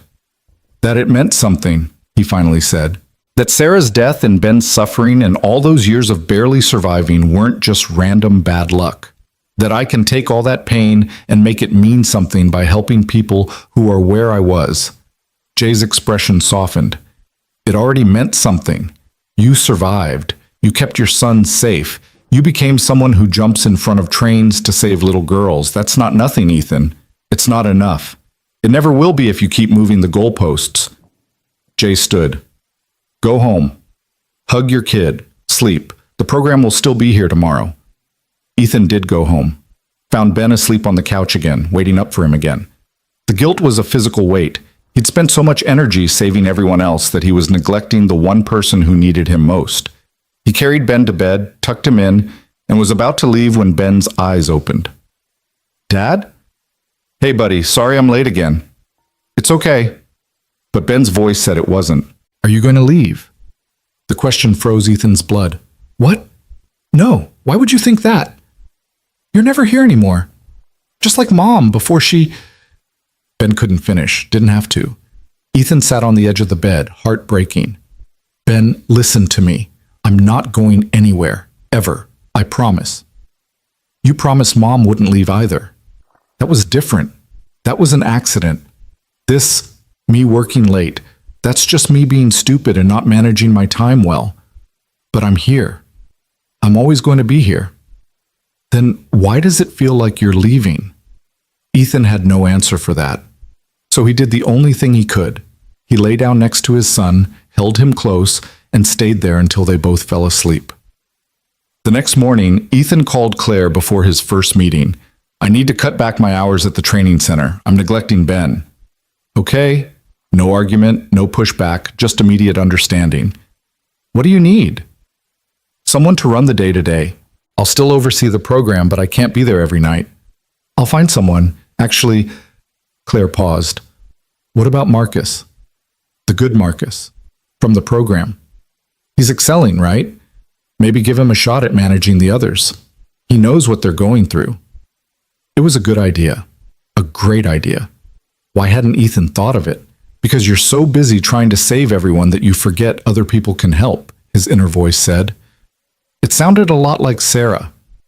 That afternoon, Ethan offered Marcus the position of program coordinator. Marcus stared at him like he'd spoken a foreign language. You want me to manage people? I've been out of prison for 6 months. And you've been clean for 8. You show up early every day, help the others when they're struggling. You've got leadership skills you don't even realize. Ethan leaned forward. I need someone who understands what these people are facing, who can relate, who won't give up on them when they stumble. That's you. What if I screw it up? Then we'll figure it out together. That's how this works. Marcus took the job, and Ethan started coming home at reasonable hours, had dinner with Ben, helped with homework, went to soccer games, slowly rebuilt the connection he'd almost lost in his drive to help everyone else. But the universe, it seemed, wasn't done testing him. The call came on a Thursday in March. Detective Warren, her voice tight with an emotion Ethan couldn't identify. Ethan, we have a situation. Can you come to the precinct? What kind of situation? The kind I can't discuss on the phone. Bring Claire if you can. You're both going to want to hear this. They met at the precinct an hour later. Warren led them to the same conference room where Ethan had first been interrogated after the subway rescue. It felt like a lifetime ago. Torres was there. Richardson. And a man Ethan didn't recognize. Early 60s, expensive suit, the bearing of someone important. Ms. Davenport, Mr. Cole, this is Assistant Director Matthews from the FBI. Warren gestured to the stranger. He has some information about the syndicate case. Matthews didn't waste time on pleasantries. We've been analyzing the evidence Robert Sullivan provided. His testimony helped us dismantle most of the syndicate's operations, but in the process, we discovered something unexpected. He pulled up a photo on the screen, a young woman, maybe 25, with dark hair and scared eyes. This is Natasha Volkov. She's Alexander Petrov's niece. She was working as a low-level courier for the syndicate. When we arrested Petrov, she disappeared. We assumed she fled the country. Matthew's expression was grim. We were wrong. She's here in New York, and 3 days ago she reached out to us through a lawyer. She wants to turn state's evidence against her uncle, provide information about operations we don't know about, in exchange for witness protection. That's good, right? Claire asked. More evidence against Petrov? It would be, except she has a condition. Matthews looked directly at Ethan. She'll only speak to you, no one else. She says she trusts you because of what you did on the subway platform. Says anyone who'd risk their life for a stranger can't be bought by the syndicate. Ethan blinked. She wants to talk to me. Why? I'm not FBI. I'm not law enforcement at all. Because you're a hero. At least to her. Matthews pulled up more photos. Surveillance shots of Natasha in various locations around the city. She's been following you. Watching.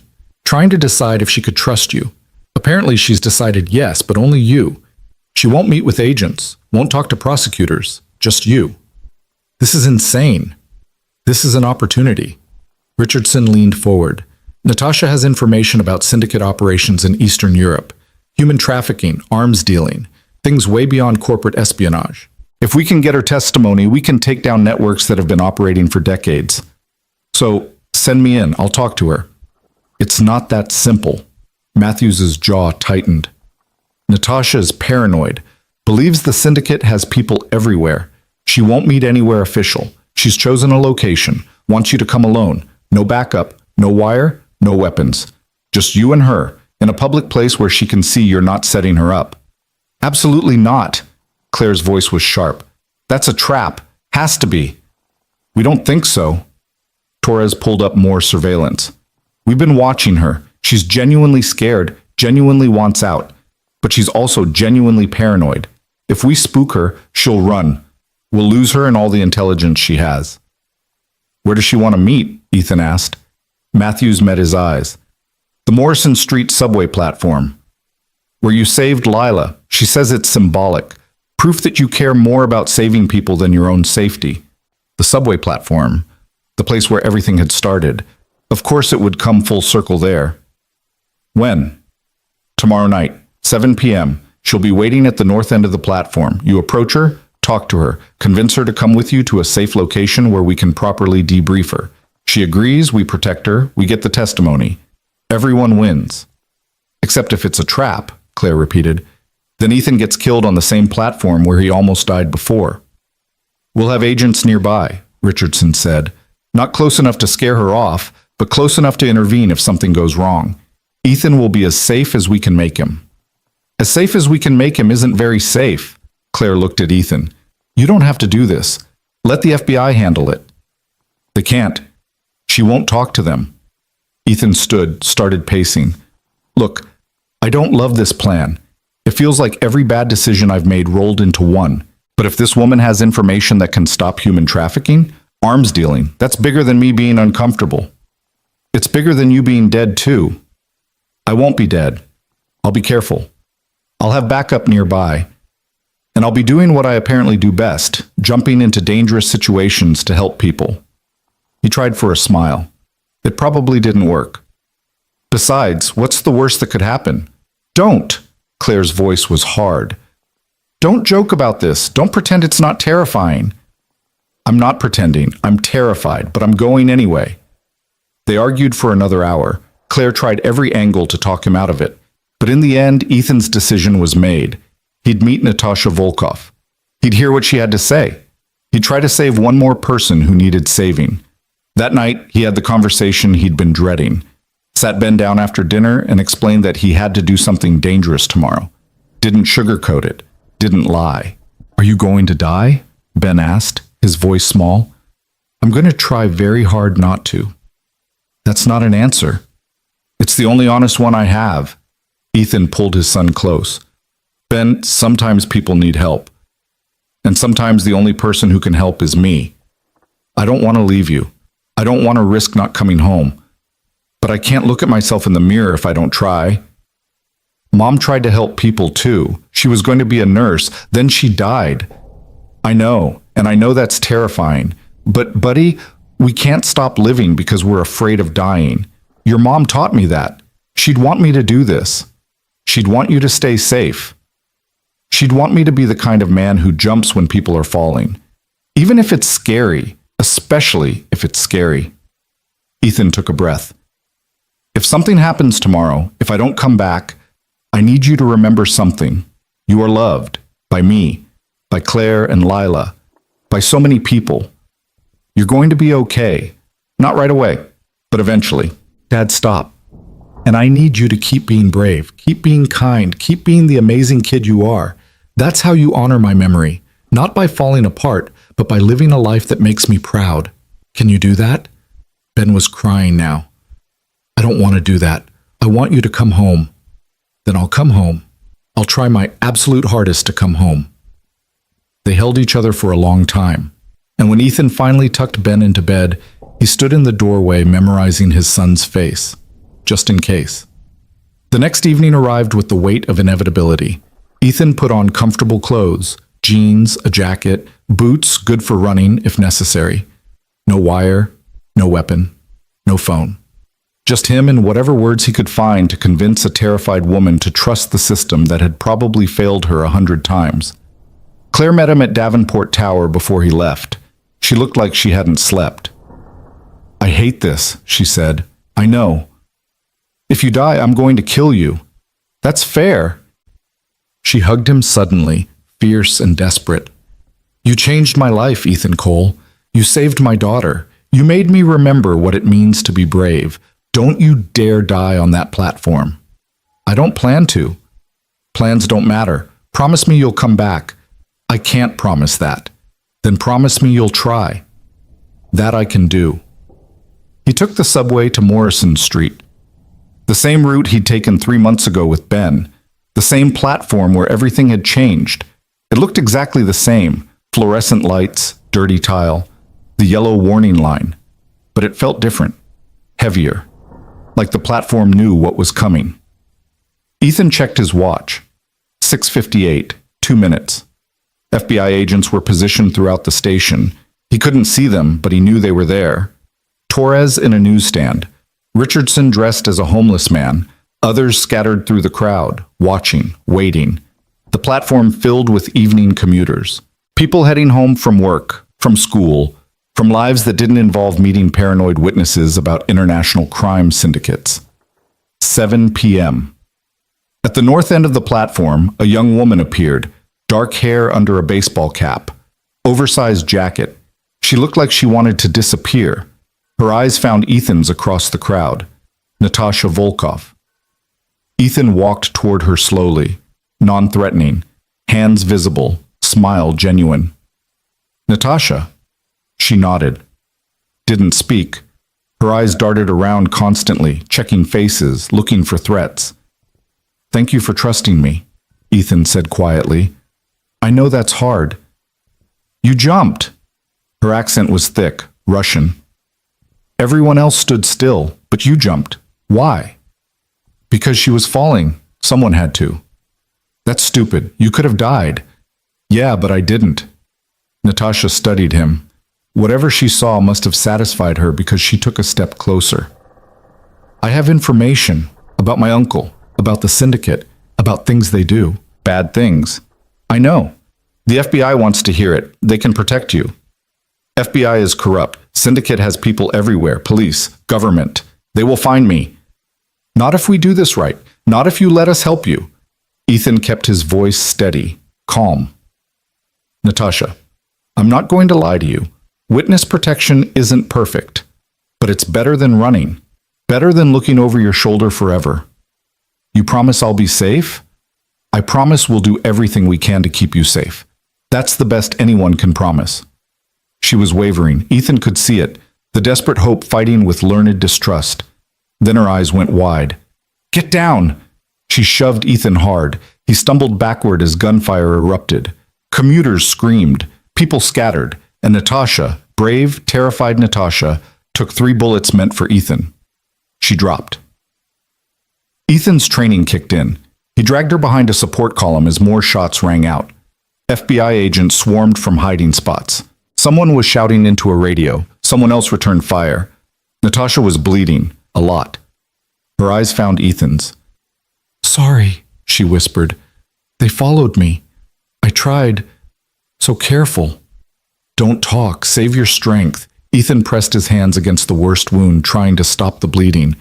Help is coming. You're going to be okay. Always a hero. She smiled weakly. Even when stupid. Yeah, well, stupid is kind of my thing. The gunfire stopped. FBI agents had the shooter, just one, looked like syndicate, definitely professional. Torres appeared beside Ethan, already calling for paramedics. She's losing a lot of blood. I know. Where the hell is the ambulance? Natasha's hand found Ethan's, squeezed weakly. Thank you, she breathed, for trying. You're not dying. Don't you dare die. Tell FBI. Look in Brighton Beach, storage unit number 247. Evidence there. Everything they need.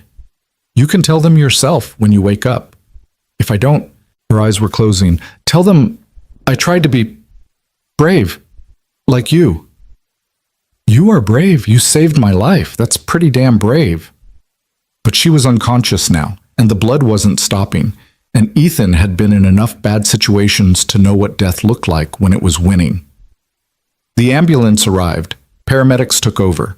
They loaded Natasha onto a stretcher, started IVs, worked with desperate efficiency. But Ethan could see their expressions, could read the looks they exchanged. She didn't make it to the hospital. Later, after the statements and the paperwork and the endless questions, Ethan sat in the precinct with his head in his hands. Claire had arrived at some point. She sat beside him, silent presence, not trying to fix it because it couldn't be fixed. She saved my life, Ethan said. She saw the shooter before I did, pushed me out of the way. I know. She's dead because of me. She's dead because the syndicate is evil. That's not on you. Well, feels like it is. Ethan looked up. His eyes were dry but hollow. Everyone I try to help ends up hurt. Marcus got arrested. You got shot at. Now Natasha's dead. Maybe I should stop trying to save people. Maybe you should accept that you can't save everyone. Claire's voice was gentle. But that doesn't mean you stop trying. Natasha knew the risks. She reached out anyway. She chose to be brave. That's not your fault. She gave me information. Storage unit in Brighton Beach. Said there's evidence there. Then we'll follow up. We'll make sure her death meant something. Claire took his hand. That's how we honor her. Not by giving up. By finishing what she started. The FBI raided the storage unit the next day. Found exactly what Natasha had described. Documents, hard drives, recordings. Evidence of syndicate operations spanning 2 decades. Human trafficking routes. Arms deals. Money laundering. Enough to bring down the entire organization, not just pieces of it. Natasha's final gift would save thousands of people. But it didn't make Ethan feel better. He took a week off work, spent it with Ben. They went to the park. Played video games. Had long talks about what it means to try to help people and fail. Ben, wise beyond his years, asked the question Ethan had been avoiding. Do you wish you never jumped that day on the subway? Ethan thought about it, really thought about it. No, he finally said, because Lila is alive. Because I have this life now. Because I got to help at least some people, even if I couldn't help everyone. The pain is worth it for that. Even though it hurts? Especially because it hurts. The things worth doing usually do. When Ethan returned to work, he found that the Second Chance initiative had grown. 10 more recruits. 2 more companies wanting to start similar programs. Marcus was thriving as coordinator. Several graduates had already moved into permanent positions at Davenport. You started something, Jay told him. Something bigger than you realize. Maybe. But Ethan still saw Natasha's face in his dreams. Still heard her last words. Still felt the weight of being unable to save her. 3 months later, on a warm June evening, Davenport Innovations held a ceremony. They were naming the training center after Natasha Volkov, a permanent reminder of the cost of courage, and a promise that her sacrifice wouldn't be forgotten. Ethan gave the speech, talked about what it means to be brave, to risk everything for strangers, to die so others can live. His voice broke twice. Claire stood beside him, steady presence, reminding him he wasn't alone. After the ceremony, as people mingled and celebrated, Ben tugged Ethan's sleeve. Dad, look! He pointed to the entrance where someone Ethan never expected to see was walking in. Sarah's parents. Ben's grandparents. They'd maintained civil distance for years, occasional supervised visits, but nothing more. Sarah's mother, Patricia, approached slowly. Her eyes were red. Ethan, can we talk? They stepped outside.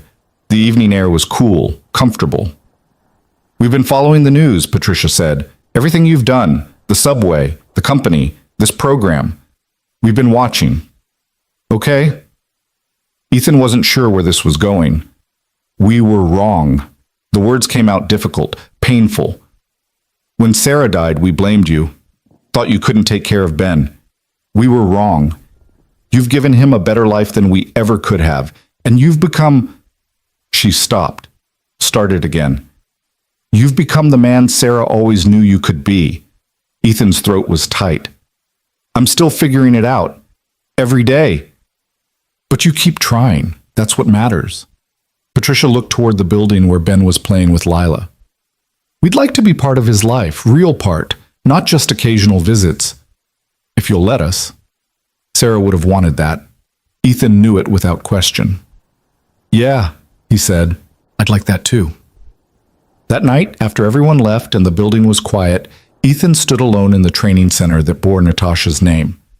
He thought about the chain of events that had started on a subway platform. One jump. One moment of action instead of freezing. And look what had cascaded from it. A saved child. A a career, a program helping hundreds, a criminal organization dismantled, lives changed, including his own. Not all changes were good. Natasha was still dead, the trauma was still real, the nightmares still came, but alongside the pain was growth, purpose, a reason to wake up each morning that went beyond mere survival. His phone buzzed. A text from Claire. Dinner this weekend? The four of us? Ben wants to teach Lila chess. It'll be a disaster, but entertaining. Ethan smiled, texted back. We'll be there. As he walked out of the building, Ethan passed a mirror, stopped, looked at his reflection. The man staring back was different from the one who'd stood on that platform 3 months ago. Stronger, more certain, still flawed, still figuring it out. But no longer just surviving, living, actually living. His phone rang. Unknown number. Ethan almost didn't answer, but something made him pick up. Ethan Cole? Yeah? This is Maya Rodriguez. You don't know me, but I just got accepted into your second chance program. I've been homeless for 2 years, lost my kids to the system, lost everything. Your program, it's the first hope I've had in forever. I just wanted to say thank you for giving people like me a chance. Ethan's eyes stung. You don't need to thank me. Just show up, do the work, take the chance. That's all I ask. I will. I promise. I won't let you down. After she hung up, Ethan stood on the sidewalk and let himself feel it. All of it. The grief for Natasha, the joy for Maya, the exhaustion and hope and fear and love all mixed together in a mess of human emotion that meant he was alive. Really alive. He thought about Sarah, about what she'd say if she could see him now. She'd probably roll her eyes at the fancy title, tease him about the nice apartment, but then she'd hug him fierce and whisper that she was proud, that he'd done exactly what she always knew he would, turned pain into purpose, turned tragedy into triumph. Coal men don't quit, she used to say. Ethan hadn't quit, and he wasn't going to start now. There were still people falling, still people who needed someone to jump. And Ethan Cole, former mechanic, current vice president, permanent hero, whether he wanted the title or not, would keep jumping, again and again and again, because that's what heroes do. Not because they're fearless, but because they're afraid and they jump anyway. And in the jumping, in the action, in the moment of choosing courage over comfort, they save more than just the person falling. They save themselves. Ethan walked home through streets that no longer felt threatening, past buildings that had once seemed like monuments to his failure, but now just looked like the city. His city, the place where he'd hit bottom and somehow found a way to climb back up. When he opened the door to his apartment, Ben looked up from his homework and smiled. Hey, Dad, you okay? Yeah, buddy. Ethan dropped his bag, ruffled his son's hair. I'm okay. We're okay. Good. Can you help me with my math? I don't understand fractions. Sure. Let me just order us some dinner first. Pizza, okay? Extra cheese? Is there any other kind? They spent the evening on the couch, working through math problems and eating pizza and being together. Simple. Normal. The kind of normal that Ethan had thought he'd lost forever. But here it was. Hard won. Precious. Real. Later, after Ben was asleep, Ethan stood at the window one last time. The city lights stretched to infinity, each one representing a person with their own struggles and dreams and moments of decision. Somewhere out there, someone was standing on their own metaphorical platform, trying to decide whether to jump or freeze. Ethan hoped they jumped. Because in the jumping, in the moment of wild courage, everything was possible. Even for a broke single father with nothing left to lose, especially for him. The train of his life had almost run him over. Instead, he'd grabbed it, held on, rode it to places he never imagined possible. And the journey was just beginning. Ethan smiled, turned away from the window, and went to check on his son one more time. Ben was sprawled across his bed, Mr. Elephant clutched tight, dreaming dreams that were finally safe. Everything Ethan had done, every jump, every risk, every moment of terror had been for this. For these quiet nights when Ben slept peacefully and tomorrow held promise instead of dread. Worth it. All of it. Even the parts that hurt. Ethan turned off the light, closed the door gently, and whispered into the darkness, "Thank you, Sarah, for teaching me to jump." And somewhere in the space between memory and hope, He could almost hear her whisper back, "You did good, Ethan Cole. You did real good." He had.